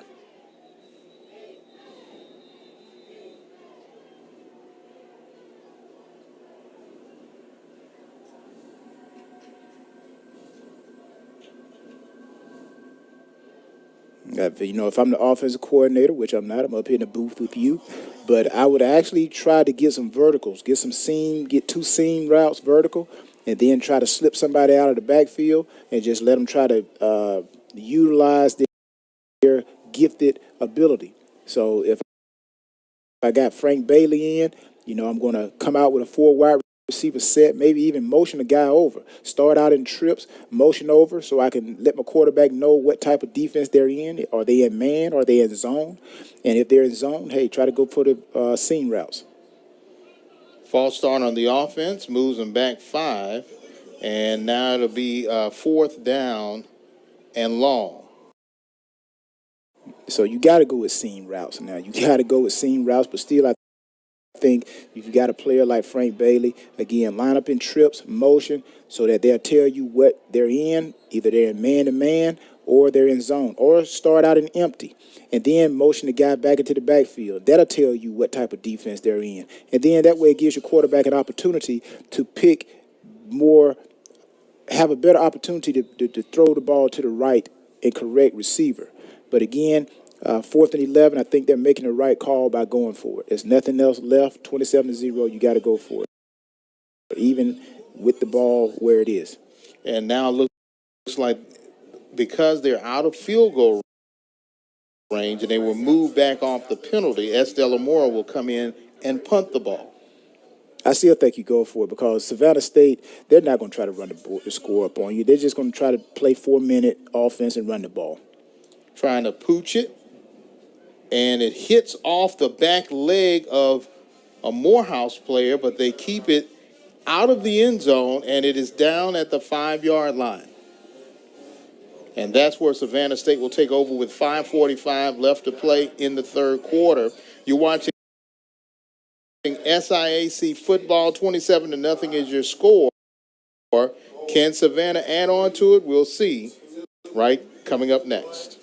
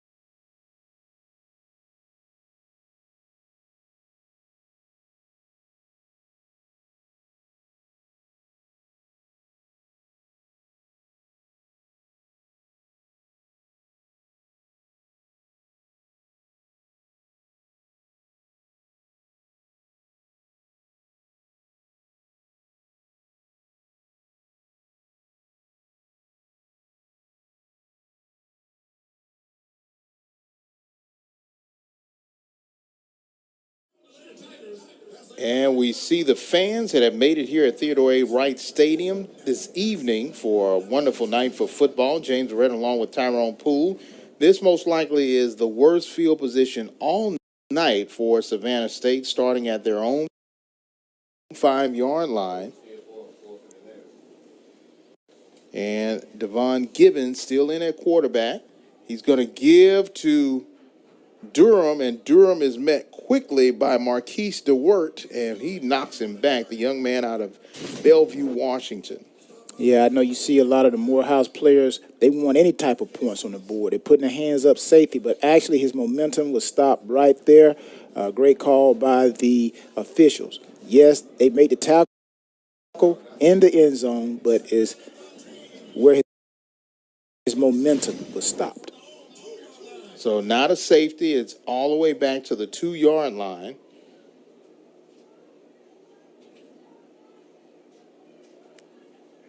But they do put themselves in position to try to make a play. Any type of holding by Savannah State offense turns into an automatic safety. And this one is another run by Gibbons, and he may have gotten back to the 2, but looks like he may have lost a yard back to the 1. Yeah, again, right here, defense is playing hard for Morehouse. All the gaps are filled. Option.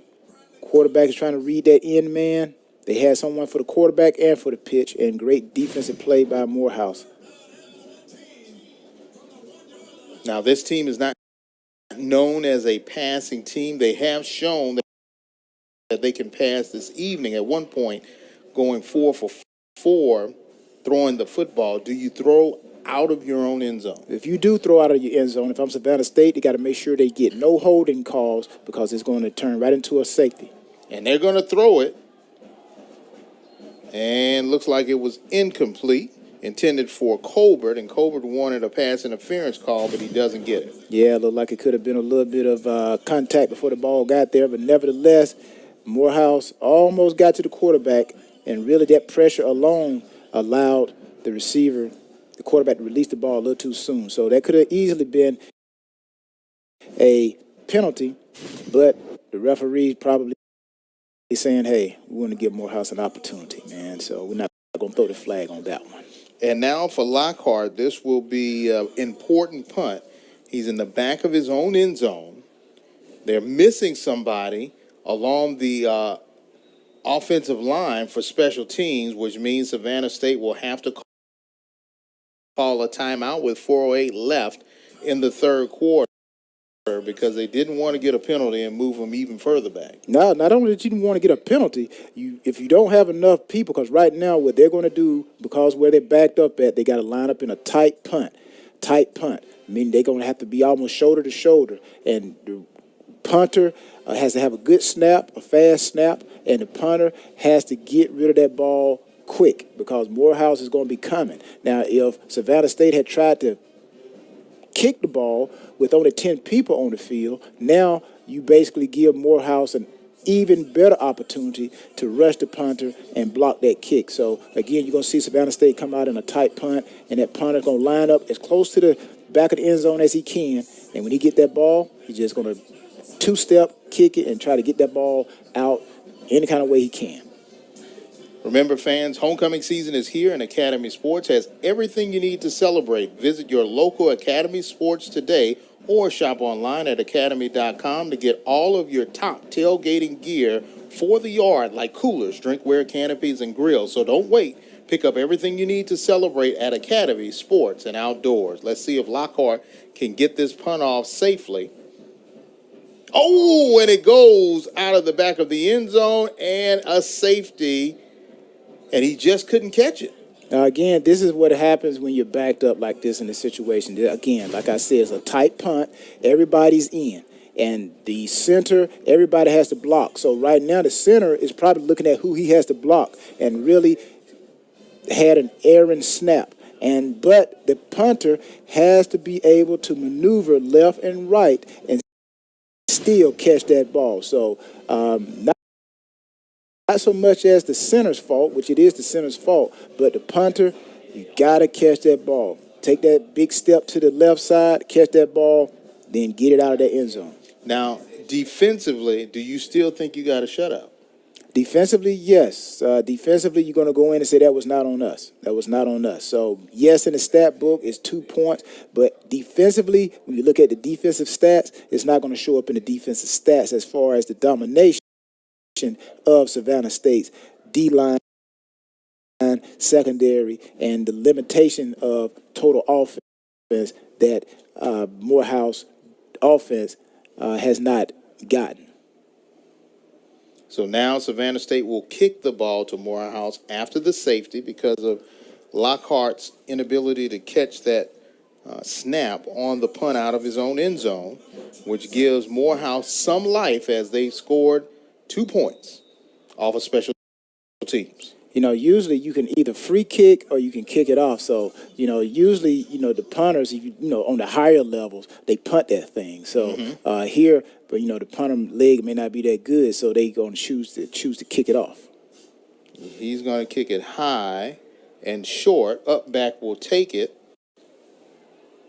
And Pride, the up back, will get it out to midfield into Savannah State territory at about the 45-yard line, and that's where the Maroon Tigers will take over.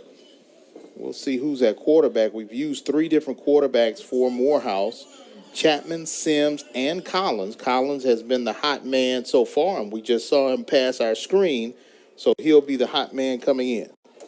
Yeah, Pride had a little bit of something on that last return. There was a big field return, and I think if he had just kept to the sideline, he probably could have picked up more yards, but he chose to turn it up and picked up, positive yards, fell forward. But that was a big field return, meaning all of the field was to the Savannah State side based off of where Morehouse or Pride caught the ball. So it was a big field return. Could have had more yards.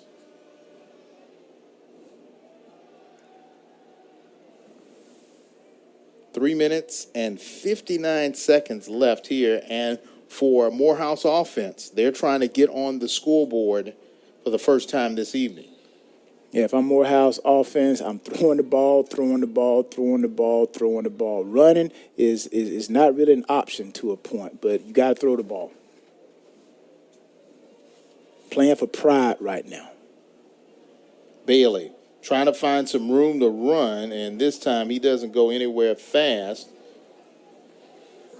2-minute offense. 2-minute offense. This is, again, Morehouse, they're running the ball here. We see the run. They're in tight formation. Again, run the ball. Boom. Let's get back. Let's get on the ball. Let's call the next play. This is a 2-minute situation going forward for Morehouse. They cannot take their time trying to call the plays. It's a 2-minute mentality right now. That is what Coach Freeman said they work on every day in practice anyway. Every day they're always working on 2-minute offense, and they need it right here. Collins with time, throws deep, trying to find a receiver, and does. Great job by Marquise Pride. And he's down at the 1-yard line with a bomb from Marquise Collins. No, check that. They'll call it a touchdown. Touchdown for Morehouse College. Again, what did Coach Quinn tell us? He said, my secondary, I am not pleased at how they're playing. What does Morehouse like to do? They like to throw the ball. Okay, here's a perfect situation. You're behind. You got to throw the ball deep. And here's what happens when you're behind and you got to throw the ball deep against a secondary that has not played up to par. Touchdowns.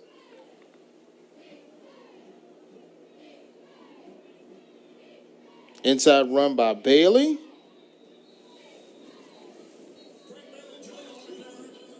Now, if you're Morehouse, you come back, then you need your defense to go out and get 3 and out.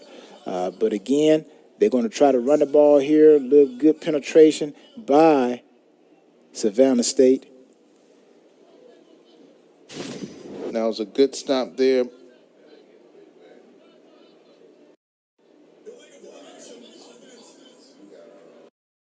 So the reception made by Marquise Pride, they said that his knee was down at the 2-yard line, so it was not a touchdown. And on the last play, illegal formation pushes them back 5. Yeah, that's a rule I think that should change in college football.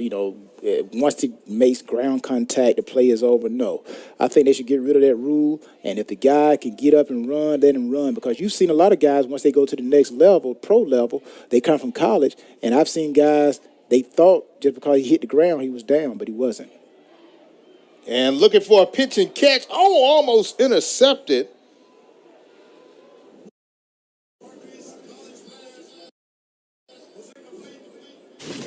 Yeah, you see right here. Kewan Harris there on the coverage. Yeah, Morehouse is trying to throw a little back shoulder fade here. Great defensive play. Letting the receiver play, letting the DB play, and almost get the tip drill. Believe it or not, teams work on the tip drill. And we saw that tip drill, Lane versus Fort Valley. Yes. So here, if I'm Morehouse, I got to run my top plays. The best plays that I have in my offensive scheme that will give us touchdowns. 2nd down and goal. Bailey, but there's a flag. So all of his skipping and skirting to find a hole may have gone for naught, as they may have to go back a few yards. Yeah, I even think in this situation here, you can run screens. You can run middle screens because the defense, they're going to be trying to get off that ball. And they're going to try to get to the quarterback. And throw a screen, a middle screen or screen to the right, to the left, and I think it'll be a pitch and catch. It'll be a touchdown. Another illegal formation, that call that you don't like. That penalty. I don't think nobody likes any calls that are going to take you out of position. And Morehouse they're moving themselves farther and farther back, and they're going to find themselves being in a situation where they're going to be in a 4-down territory. So it's going to negate that big play pass that they did to where now it's 4 downs, and they turn the ball back over to Savannah State. Collins throwing into the end zone, incomplete, intended for Albert Connell. Again, I think that would have been a perfect situation right there. Try a screen. Right now, I know that Morehouse has a screen play in their arsenal. And Savannah State is not looking for it. They're not expecting it because Morehouse has not run a screen. Okay, throw the screen. Get them big offensive linemen out there and let them just pick those blue jerseys off one by one, get the ball into your elusive player's hand, and let him use his athletic ability to find his way into that end zone. 3rd down and goal.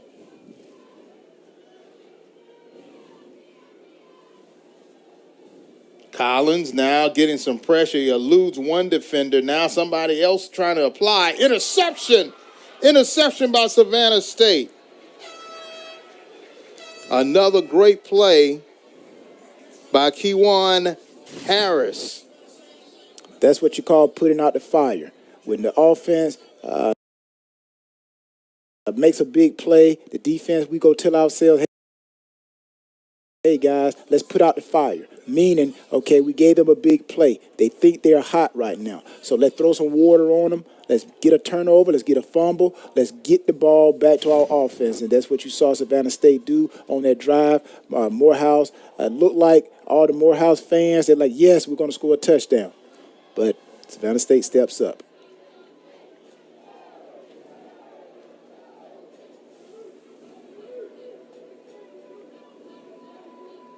So, again, Savannah State, that's a big win for them, a very big win.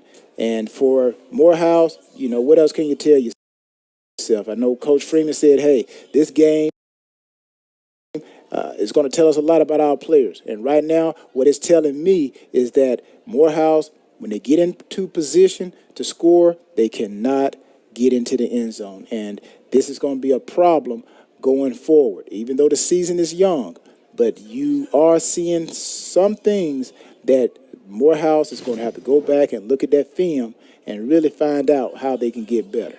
And I think Kewan Harris may have been penalized for the spinning of the football. Well, I'll take that. If I'm a coach, if I'm Coach Quinn, I'm not mad at that. I'm like, hey, you know, that's just showing emotions. That's showing that, you know, you're excited about what you did. And again, I think sometimes these rules are so like ticky-tacky. You know, if it's not doing anything to disrupt or make the player or the opposition team look bad, then let them have fun. That's what the fans want to see. They want to see that. They want to see these dances and, you know, just bring the fun back to the game. One man's fun could be another person's insult, though. Well, hey, you know what? If you can't stand the heat, get out the kitchen if you're that sensitive. We see Kewan Harris right there with the rest of the defense. The defense is pitching a shutout so far with less than a minute to go here in the 3rd quarter.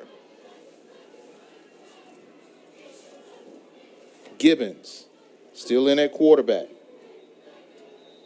And looks like they may have run out of time on the play clock.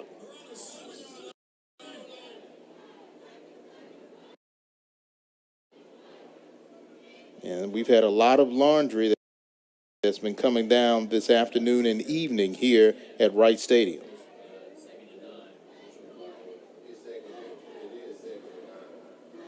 False start on number 62, Stephen Grievous.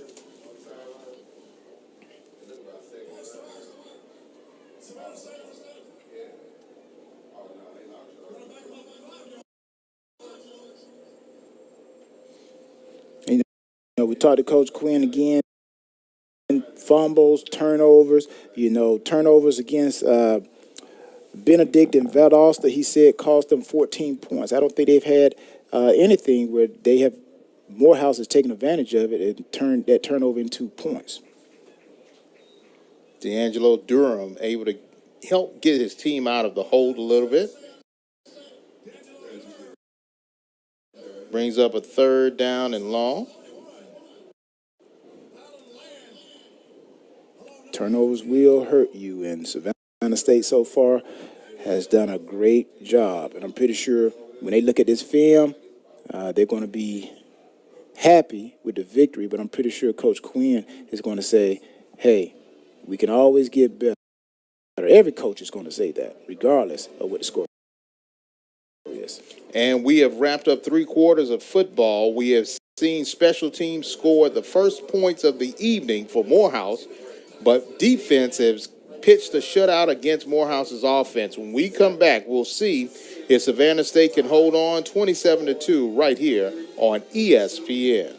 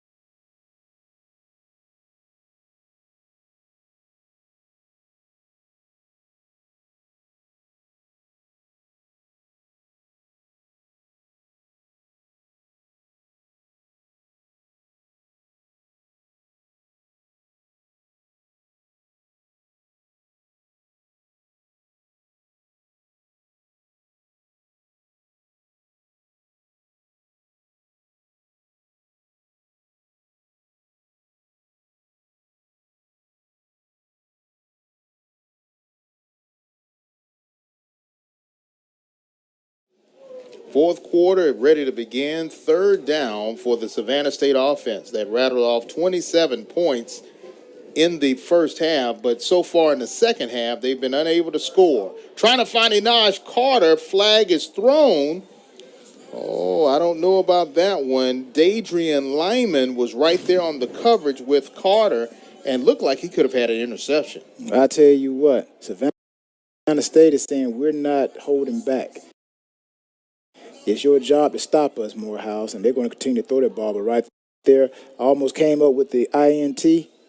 Again, we got the yellow flag on the field.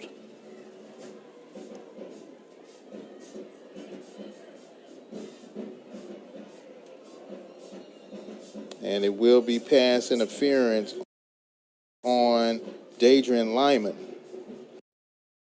young man out of Sandersville, Georgia. Move them up 15, and they get a new set of downs. You got to have great ball skills to play in the secondary these days because, again, the referees are so easily to throw the flag, and you really got to have great ball skills, and you got to have good defensive skills, period. If you make any type of contact with that receiver, they're going to throw the flag. So, it just makes it imperative that you have good technique. And Aj Carter on the end around, he gets to the 30 and is pushed out of bounds. by Daniel Norman for Morehouse. You know, we talking about Savannah State offense. We're talking about Coach Quinn, but you know who else is going to be happy on the other side of the ball? It's going to be Thomas Sims, the defensive coordinator for Savannah State, because really his defense is pitching a shutout. Mm-hmm. You know, you take away that safety. You know, his defense is done tremendously, and Coach Quinn has said basically when you win, everybody's happy, and it opens up opportunity for these kids to take advantage of the name, image, and likeness that the NCAA has allowed these kids to make money with. And inside run to Durham. And Durham is like, hey, they're trying to rip the ball off me. They're trying to hurt me. Yeah, but he won't get hurt. You know why? Because Coach Quinn said on Tuesdays and Wednesday, he called it Bloody Tuesday and Bloody Wednesday at practice. These guys go full contact. So, you know, Durham, he's used to that contact because that's how the system, which Coach Quinn tries to duplicate where the Oregon Ducks. He actually utilizes some of their practice habits. Option goes to Durham. Now he's getting ahead of steam, able to get close to the 40-yard line, knocked out of bounds at the 37.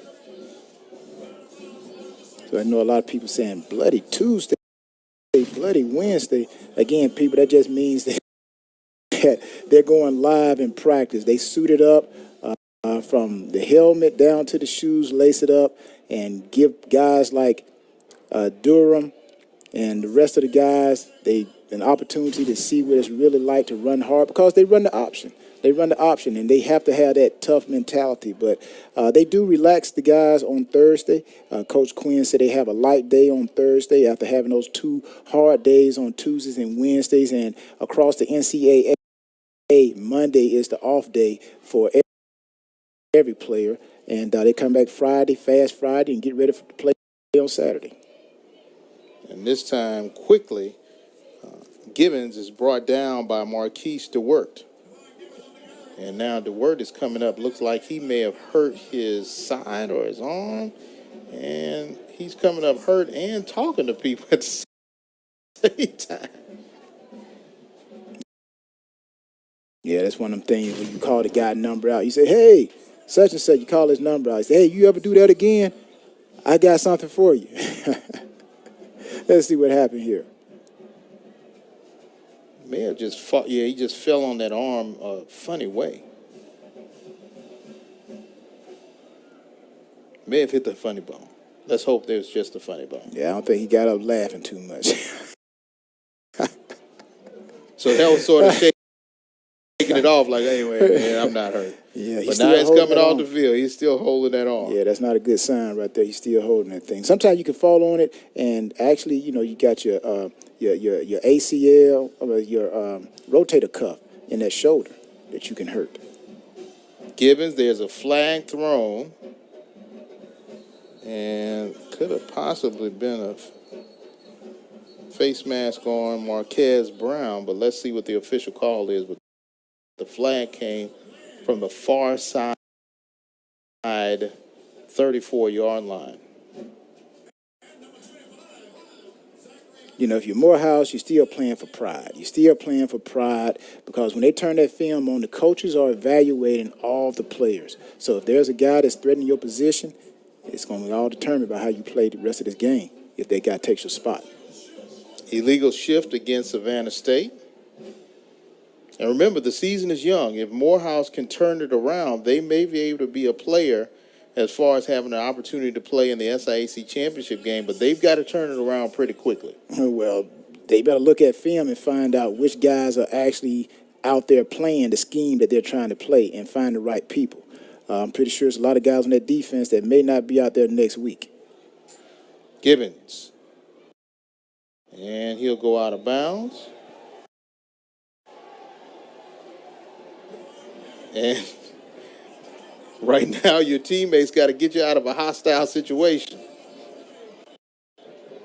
Yeah, you don't want to be on the opposition sideline talking trash. Hey, get out of there. It looked like Gibbons may have slipped.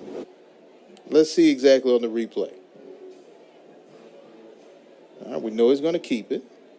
And he's running. Push. And, yeah, the second push by Marquez Brown. But he just touched him. And then look at it, like, throw the flag. Throw the flag. Yeah, see right there. Just go ahead and turn and get yourself from over there. Don't even take your time by standing around over there. Just go ahead and turn around and get back on the field. Oh, and this time Gibbon goes down real fast. Great defensive play there by Morehouse. They sent a blitz at the right time, and they were able to bring him down. Good stop there by Bradley Johnson playing that defensive front out of Las Vegas. Yeah, Morehouse comes with a pressure. So the good news is Morehouse defense is still playing hard. The defensive coaching staff is still playing to win. Most defensive coaching staffs, when they're down like this, you see them normally play some type of vanilla type of offense trying to get off the field. But Morehouse, they're still showing that they have that Morehouse maroon pride. So they're still blitzing and playing like this game is still 0-0, even though it's 27-2. And we got another flag on the far side of the field.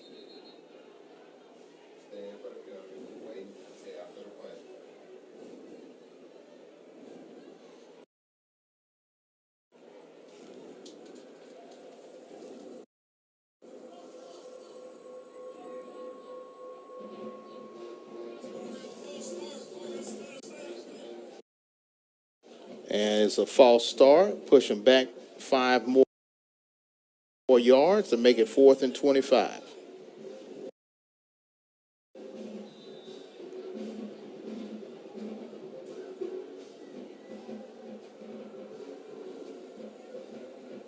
The last time that Morehouse only had 2 points in a game played against Savannah State was 1984. It was 31-2. Morehouse actually won that game. Good punt here by Lockhart. Bailey trying to find some room to run, and this time he goes nowhere fast.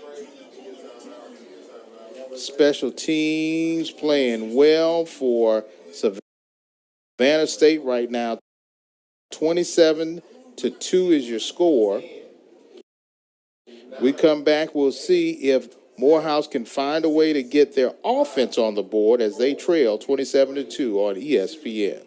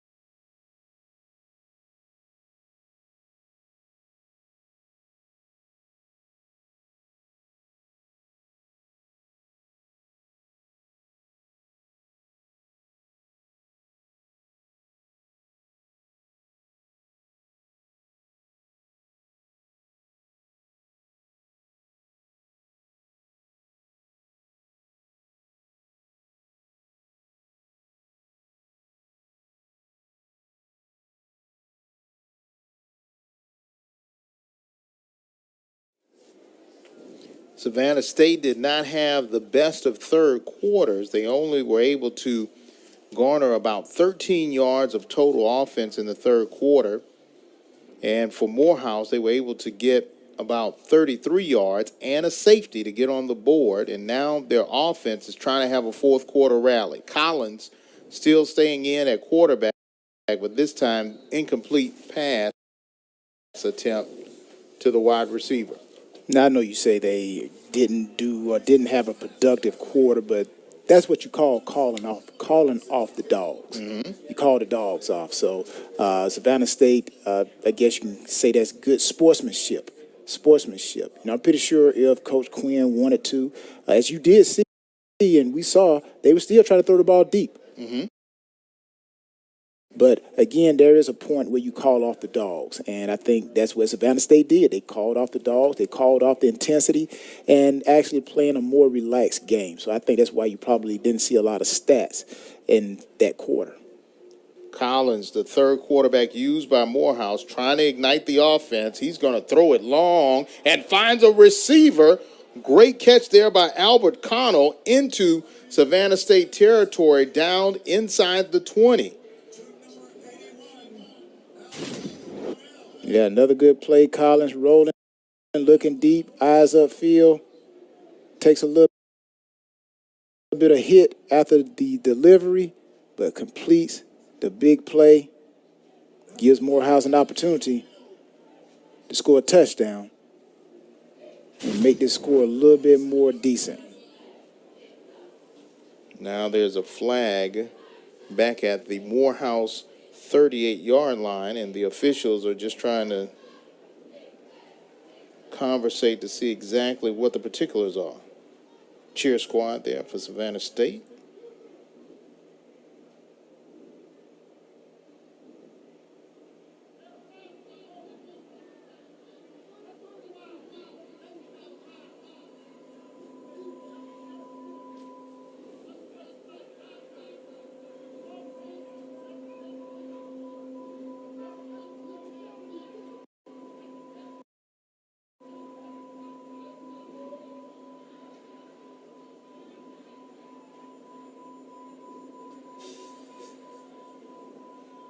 So the penalty's offset. So because there was a unsportsmanlike conduct against both teams, those penalties are negated, but the pass was completed and the pass will be allowed to stand. So they move into Savannah State territory. Late hit on the quarterback and then unsportsmanlike conduct for the offensive lineman for Morehouse. So now they're just trying to make sure they have the right spot on the ball.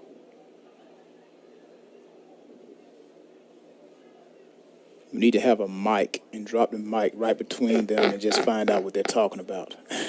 Well, they're moving it forward, so it'll be first down for Morehouse. And it'll be first down at the 15-yard line. That's where Connell was brought down.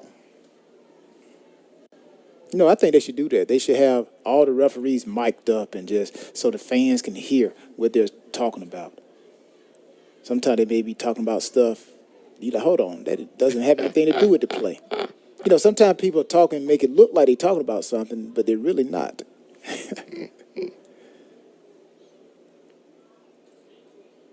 Just a thought. First time all evening, Morehouse is in the red zone of Savannah State. And now Collins is running, and he will throw this one out of bounds.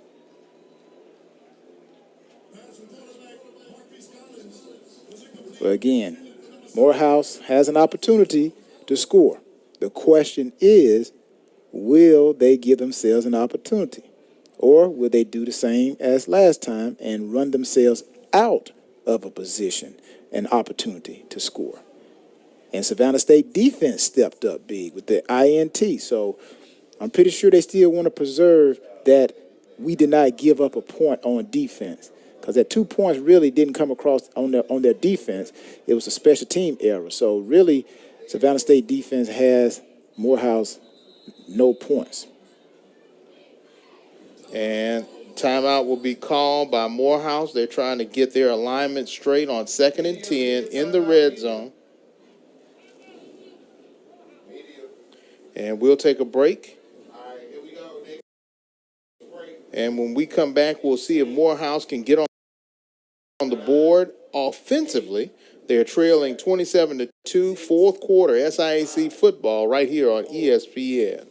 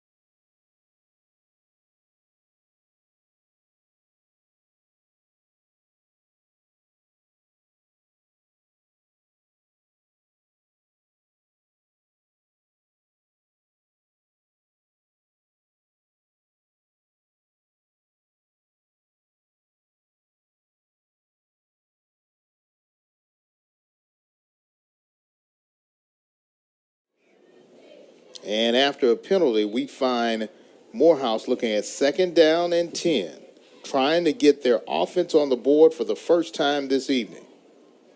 Collins on the keeper, and this time the great pursuit angles by the defense, and he goes nowhere fast, leading the way. That young man, Christian Johnson, just a freshman, playing well.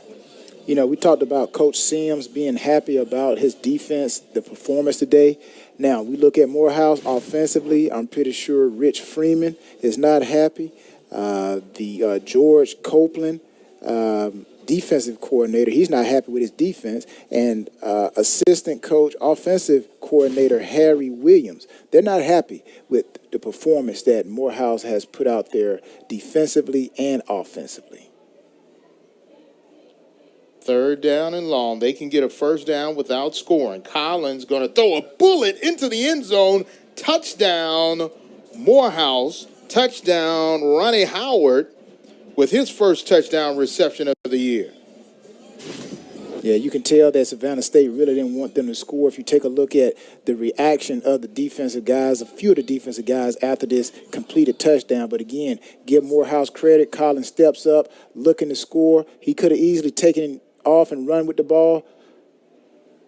But that's what happens when you look upfield and you're looking to throw versus run. Good things happen. Touchdown, Morehouse. But again, the Savannah State players, you can tell they wanted to keep them out of the end zone.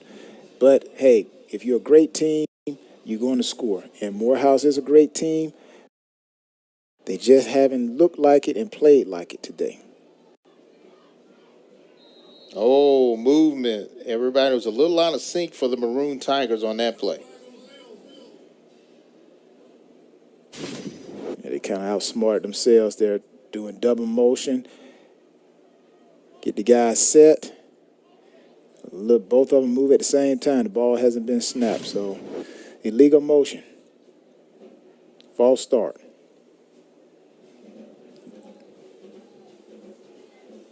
And now if you're Morehouse, do you try to go for just 1 point or you still stay with the 2-point conversion mindset. I think you still go for it. This is just an opportunity to see what you have. Right now, the game is out of hand.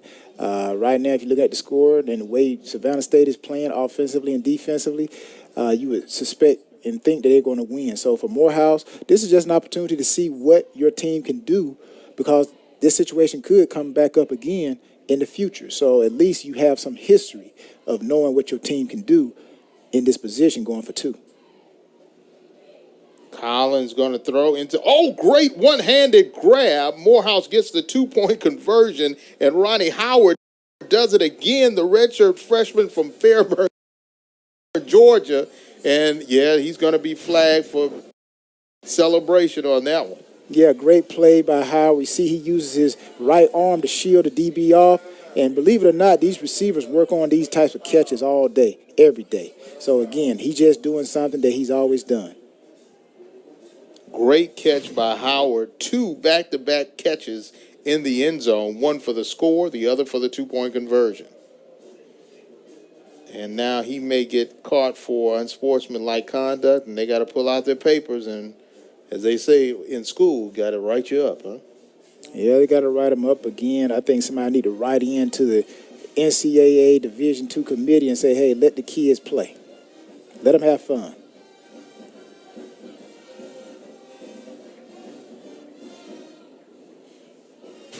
Again, and they say unsportsmanlike on number 5 on Perez. But regardless, I'm like, these guys, they're having fun. They're having fun. Let them have fun. And the unsportsmanlike was when they took their helmets off. But still, let them have fun, man. We'll be right back. Stay tuned.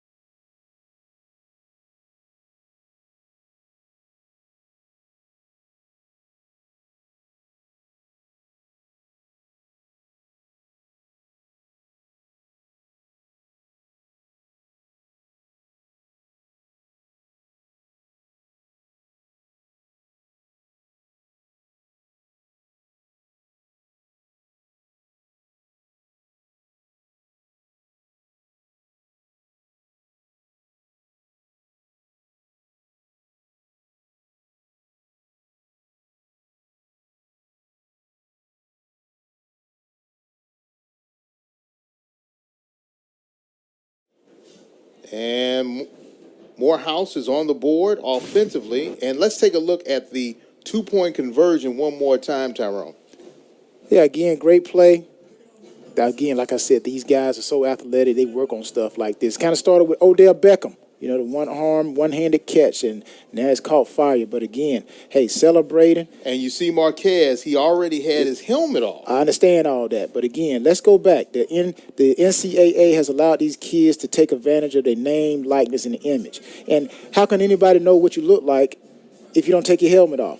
You know, we play with helmets, and people rarely know who you are unless they hear your name. They don't see your face. So let the kids take the helmets off so everybody up in the stands can see who made that big play, and they can take advantage of that name, image, and likeness, and they can make some money. So If people don't know you, then how you going to make money? Take your helmet off. Let them have fun.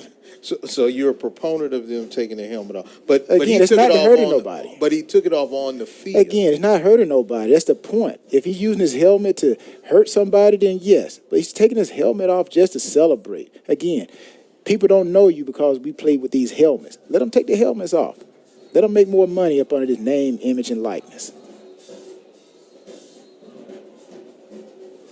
That's what I think about it. I understand, and hey, that's the joy of America. Everybody got there. It's a new day in Dodge, as they say. You know, again, rules are changing every day. Some people still playing traditional football. You got to change. You got to change. And that's why a lot of people get stuck and left behind because they are stuck in tradition. And if you want to be great, you got to get outside the box. Now, I'm pretty sure, yes, he got the penalty, but somebody's going to see his face. And now that penalty could turn into an opportunity to make some money. I hear you. Durham, this time, he gets past the line of scrimmage, maybe one. So you think the rules have not caught up with the NCAA allowing image and likeness to be something that athletes can take advantage of. So now they're going to have to curtail the rules to allow them to display their wares for people to give them an opportunity to earn some extra money. It's just like with field. It used to be grass. You play with cleats. You play with long cleats. Then they went to turf. Then you got to play according to the rules that you're playing up under. You're playing on turf. You can't go out there with long spikes no more. So you playing with the NIL, the name, image, likeness. Then you got to start allowing these kids to be able to be seen without their helmet on. Taking a big hit was Gibbons, and he was able to get that out to Colbert. But again, that's just me. You know, again, like, you know, you can't see these guys with the helmet on. All you can do is recognize them by the number, and they don't even have names on the back of their most schools don't have names on the back of their jersey. Savannah State, no name on the back of the jersey. So if I'm up in the stand, who do I know?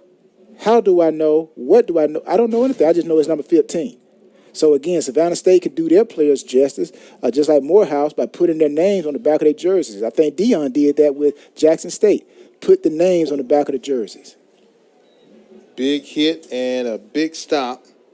No name Morehouse. on the back of the jersey. See, again, the name. Taylor Land on the tackle, the young man out of Alaska. The name. Even we're searching for the name. Hey, put the name on the back of the jersey. Even when we call a big play by someone, we got to look at the sheet to see who it is. So again, with the name, image, and likeness, this is where the schools, the institution has to change traditionally. Get out of that not having your name on the back of the jerseys. If you want your kids to take advantage of their name, image, and likeness, you got to put their names on the back of their jerseys. Gibbons going to go long. And an interception by Morehouse, and the defense has stepped up big in the third and fourth quarter. Oh, my goodness.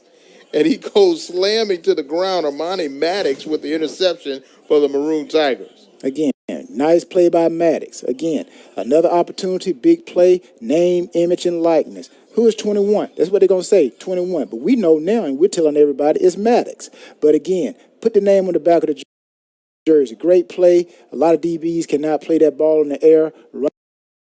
Running like that, Maddox shows that he has the ability not only to cover the receiver and be in great position, but to turn around and see the ball. Because that is really tough. That is really tough to be able to run with the receiver and then turn around and look up into the lights and find that ball again. So that's a great play by Maddox. A heck of a play by that young man right there. And that was a heck of a fall when he did the chest bump. But he got the interception, got the ball to Morehouse. Collins this time. Oh, the ball is up in the air. It's still up in the air and goes incomplete.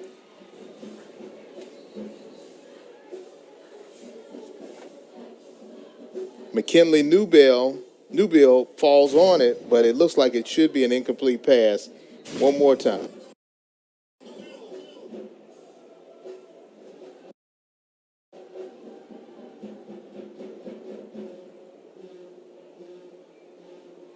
The ball was batted around. And they're saying the Savannah State players are saying it should be a safety because he threw it into the line.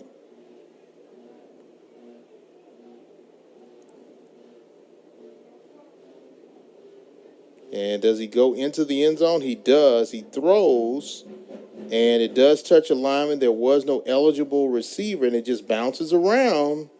Flag is thrown, so they may get the safety.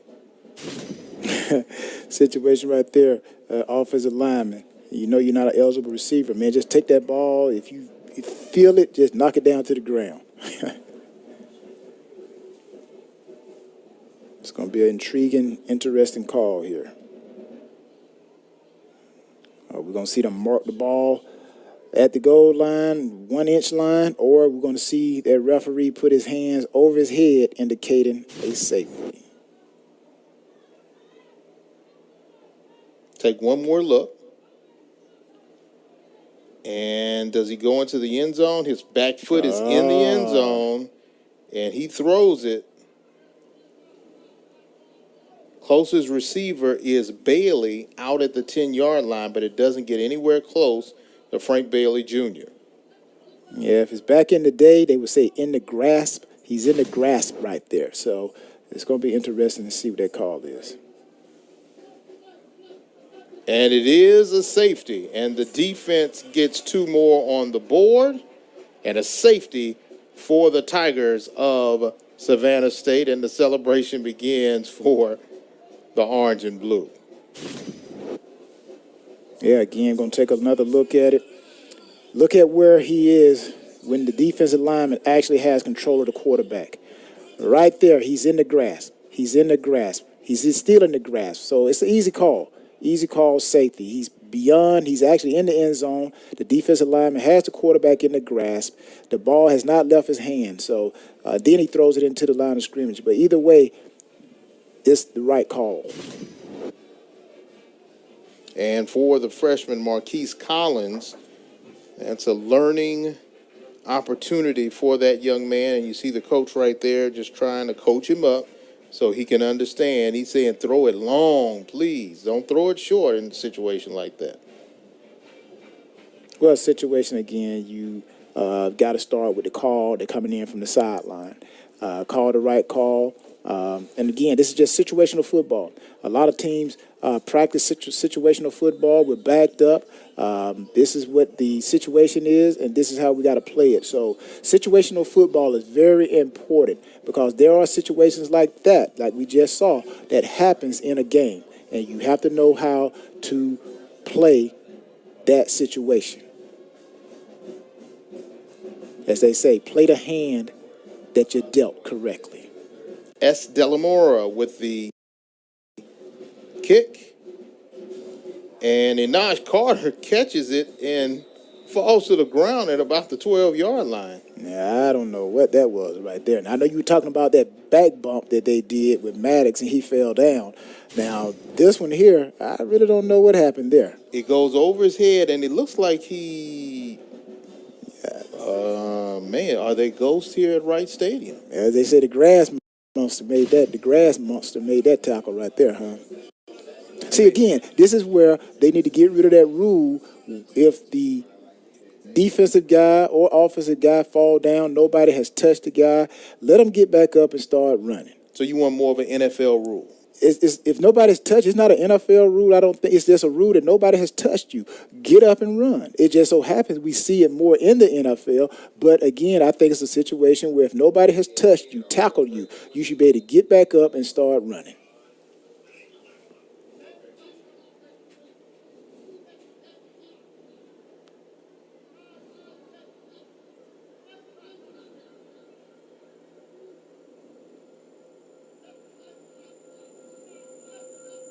They're trying to get the play clock down to 25 seconds. And we're ready to go with 5:44 left to play after the safety earned by Savannah State's defense. Now we're still waiting to get the clock going. All right, now they're ready. Play clock is moving.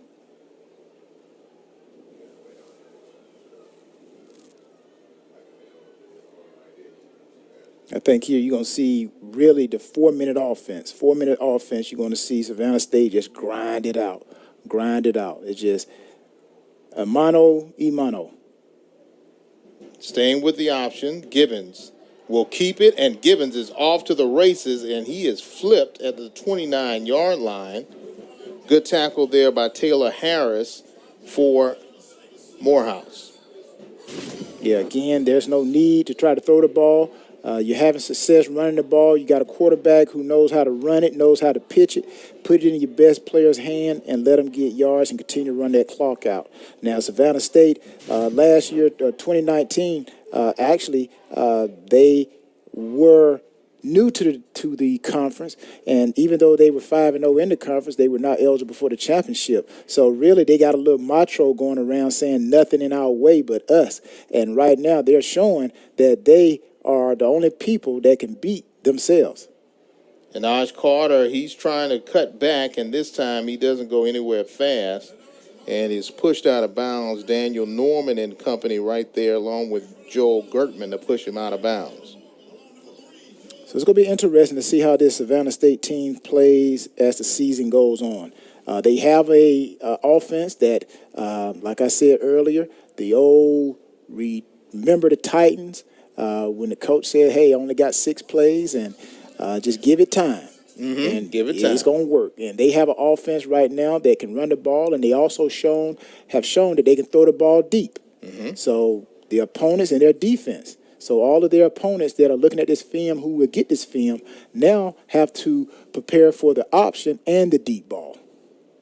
And the option goes, and this time, Carter can't go anywhere fast. Joel Gertman doing a good job defensively of corralling Carter. And the same thing here. You're going to run the ball. I think here, the option is kind of tricky there because you can lay that ball on the ground. You don't want to pitch that ball. And the ball is on the ground, and you give Morehouse an easy scoop and score. Here, I think Savannah State should just hand it off and just run between the tackles and just dare Morehouse to play power football with them. And take your time. If I'm Savannah State, take my time coming out the huddle. Use up as much of that clock as you can. Timeout was called. 4:03 left to play. 29-10 is your score. Savannah State has already beat Benedict College. With this victory, this will be their second victory in conference play against Morehouse.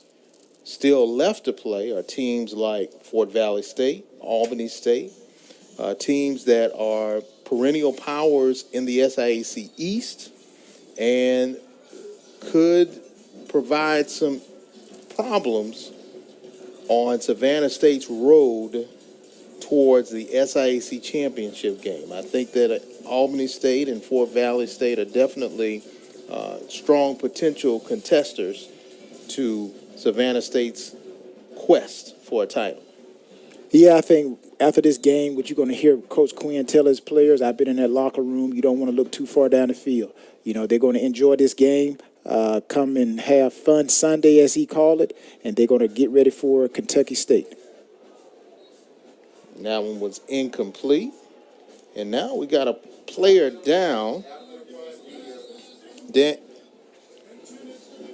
Demarion Colbert now is down, and he is writhing in what appears to be pain on his left side after the incomplete pass. Looks like that left leg is giving him some issues. We'll take a break. When we come back, we'll see the final 3 minutes as Savannah State has a 29-10 lead right here on ESPN.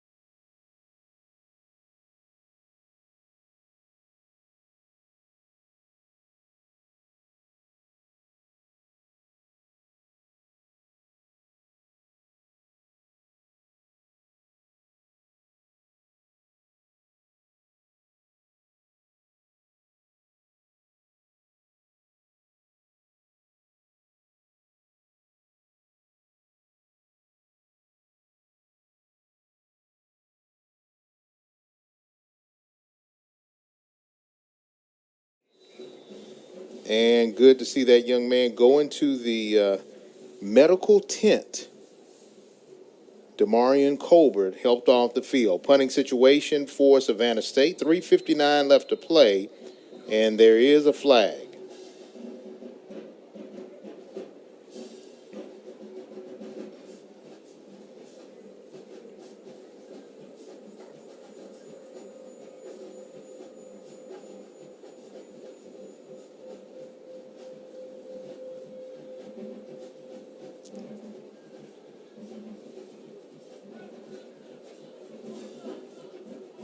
False start on Savannah State. Special teams having a little breakdown.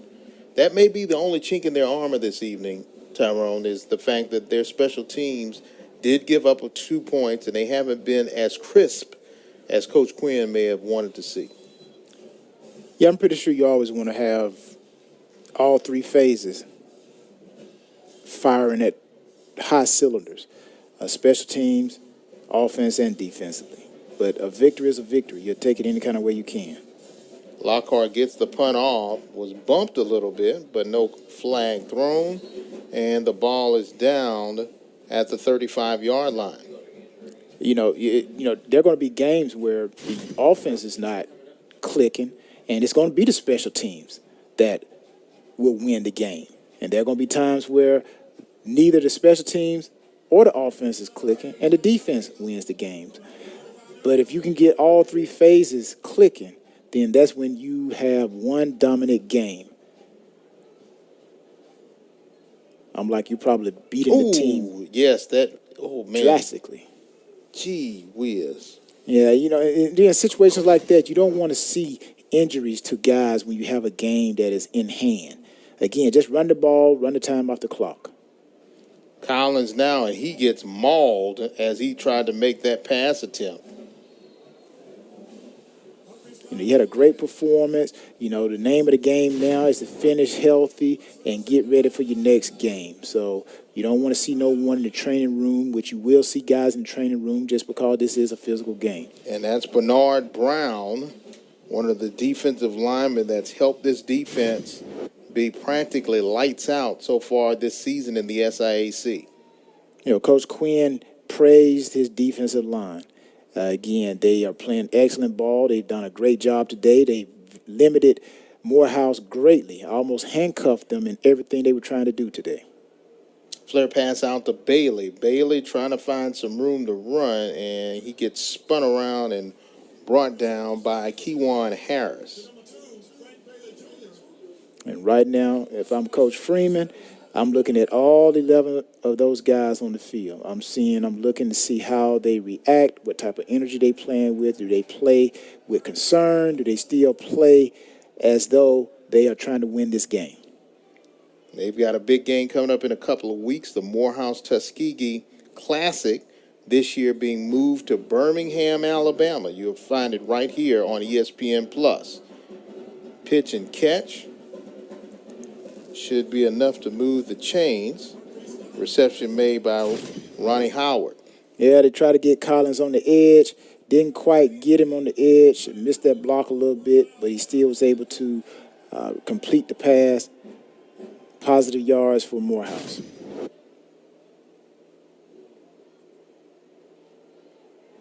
Collins throws it low to Howard. Had a lot of blue shirts around him. He may have not gone far if he caught it. Yeah, saw a lot of space and routes right there by Morehouse. Space and routes. Everybody, they're short routes, but everybody is in a middle, as you say, mid-zone routes. You got short routes, mid routes, and you got long routes. And right there, everybody was kind of in the medium area, but it was spacing like one long line, everybody just across. Collins throw to Ernest Davis, incomplete. On those routes, in a situation like this, you don't necessarily have to go long. You just want to keep moving forward, right? Now, the situation here, I'm like, it's 2 minutes and 30 seconds left in the game, 32 seconds left in the game. Again, you want to show not only the players, if I'm a coach, not only show the players that I believe in you. We're still going to throw the ball deep. We're still going to try to score. But at the same time, you got to pick up first downs in order to be able to throw the ball deep. So, but at the end of the day, I think Coach Freeman still is trying to win this game. We're going to throw the ball deep, get the ball downfield. Reception made and hit applied. Dropping the hammer, number 31, Brendan Jackson. Yeah, we see here, and again, when I say win the game, there's a different type of game that is played that is not shown on the scoreboard. Right now, 29-10, we're not concerned about that. So when I say win the game, it's your effort on the field. Are you still playing like you want to win the game? So when these guys turn that film on Sunday, they want to make sure that they see that their effort is still high. Trying to keep the drive alive. 4th down and 3. Getting pressure. He's going to keep it. He gets the first down. Collins goes out of bounds at about the 33-yard line. Yeah, look like a situation right there. Collins, he's looking to try to throw the ball downfield. You know what? Don't try to throw the ball downfield no more. It's time to run and get the first down and get a new set of downs. So right there, if it opens up for you to run, don't look to try to throw the ball. Get the first down. Get us a new set of downs. Morehouse a new set of downs. Now, maybe we get a deep ball somewhere in these first two plays, first or second down here. Sims getting some pressure on the backside, and he goes down. It all depends if they're going to call it a sack. Brendan Brown, he's been injured a little bit this year. First time we've seen significant action from Brown, and he slipped and was still able to get to the quarterback. Yeah, what I don't like here, look at how many offensive linemen are over there to the blind side of Collins. All right, right there. Pick him up 53. Here we go. So you got to keep your head on the swivel as offensive lineman. You always got to keep your head on the swivel and protect the quarterback's blind side. 2nd down and 10.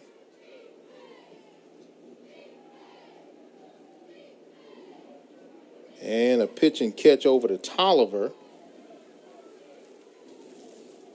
Clock still running. Now less than 1:30 left to play. Morehouse trying to get, as they say, a touchdown of pride, huh? It's just trying to play and just, like you said, play for pride, play and show Coach Freeman that, hey, we are going to play this game just like we started, whether we're up 29-10 or we're down, as they are right now, Morehouse down 29-10. But effort on everybody's part is on display right now.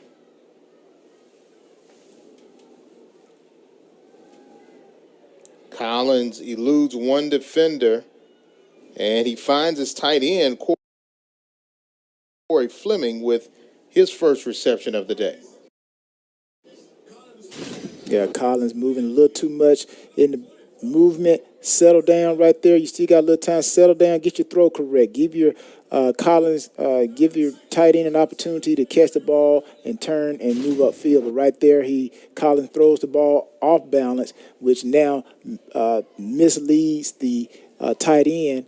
And now the tight end can only do nothing but catch it and go out of bounds. Less than a minute, 48 seconds, 4th and 6, trying to keep the drive alive again. Gets it to Davis. He gets a first down, and Moore stays inbounds and eventually knocked out of bounds with 40 seconds left and enough for a first down. They move the chains. Yeah, situational football, first down here for Morehouse now. Picked up the first down, but again, Collins get a little more zip. See, he kind of hangs the ball up there a little bit, almost throws the receiver off balance. But again, a little bit more zip on that ball, get that ball into the receiver's hands quick and fast and let him make some plays with it. Collins going to throw into the end zone, incomplete with 33 seconds, call it 32 seconds left to play in this game. You're going to see Savannah State, they basically going to be sitting back in a zone. You may see them come with a little pressure, but really with 32 seconds, you're going to see them sit back in like a prevent defense, and they're just basically going to try to protect the end zone, hoping that the front four can contain the quarterback, and that's going to be real big. The ends have to contain. Do not let the quarterback break containment. Keep him in the pocket and let those tackles push the pocket.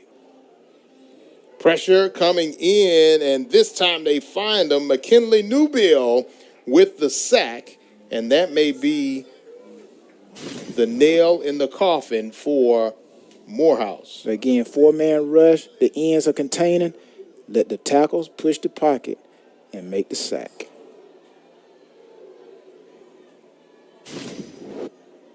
One last play, throwing it into the end zone, and interception.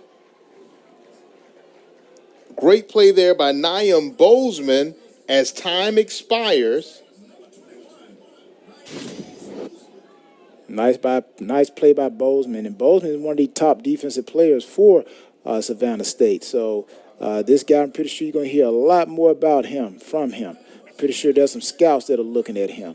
But got the ball at the highest point, came down, awareness, knowing where he is on the field, get that 1 foot down, interception. Way to close it out. Great job by Bozeman, and now the final play with 1 second left on the clock should be victory formation.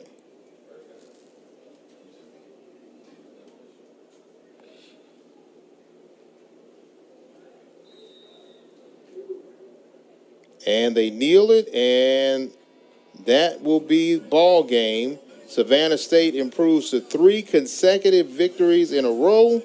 And for Morehouse, they are still in search of their first win of the season. Tyrone, your thoughts on the performance of Savannah State? Savannah State did a great job. They came in and did what they wanted to do. They threw a little bit of wrinkle at Morehouse. Morehouse coming in wanting to stop the run, but Savannah State said we're going to play 50-50 football. We're going to run and throw. And for Morehouse, what do they have to do in order to find a way to get victory number 1 on the season? First, they got to go back and look at themselves as coaches, and each player got to look at themselves as a player, and they got to look at the scheme, go back and look at the film, and come back to practice on on Tuesday. Look at the film on Sunday, come back on practice on Tuesday and Wednesday, Thursday, get better on Friday, and try to do it again on Saturday. Great evening for football here at Wright Stadium on the campus of Savannah State. And your final score, 29-10. We thank you for joining us. Make sure you stay tuned for all of the latest on the SIAC right here on ESPN+. For Tyrone Poole, I'm James Verrett.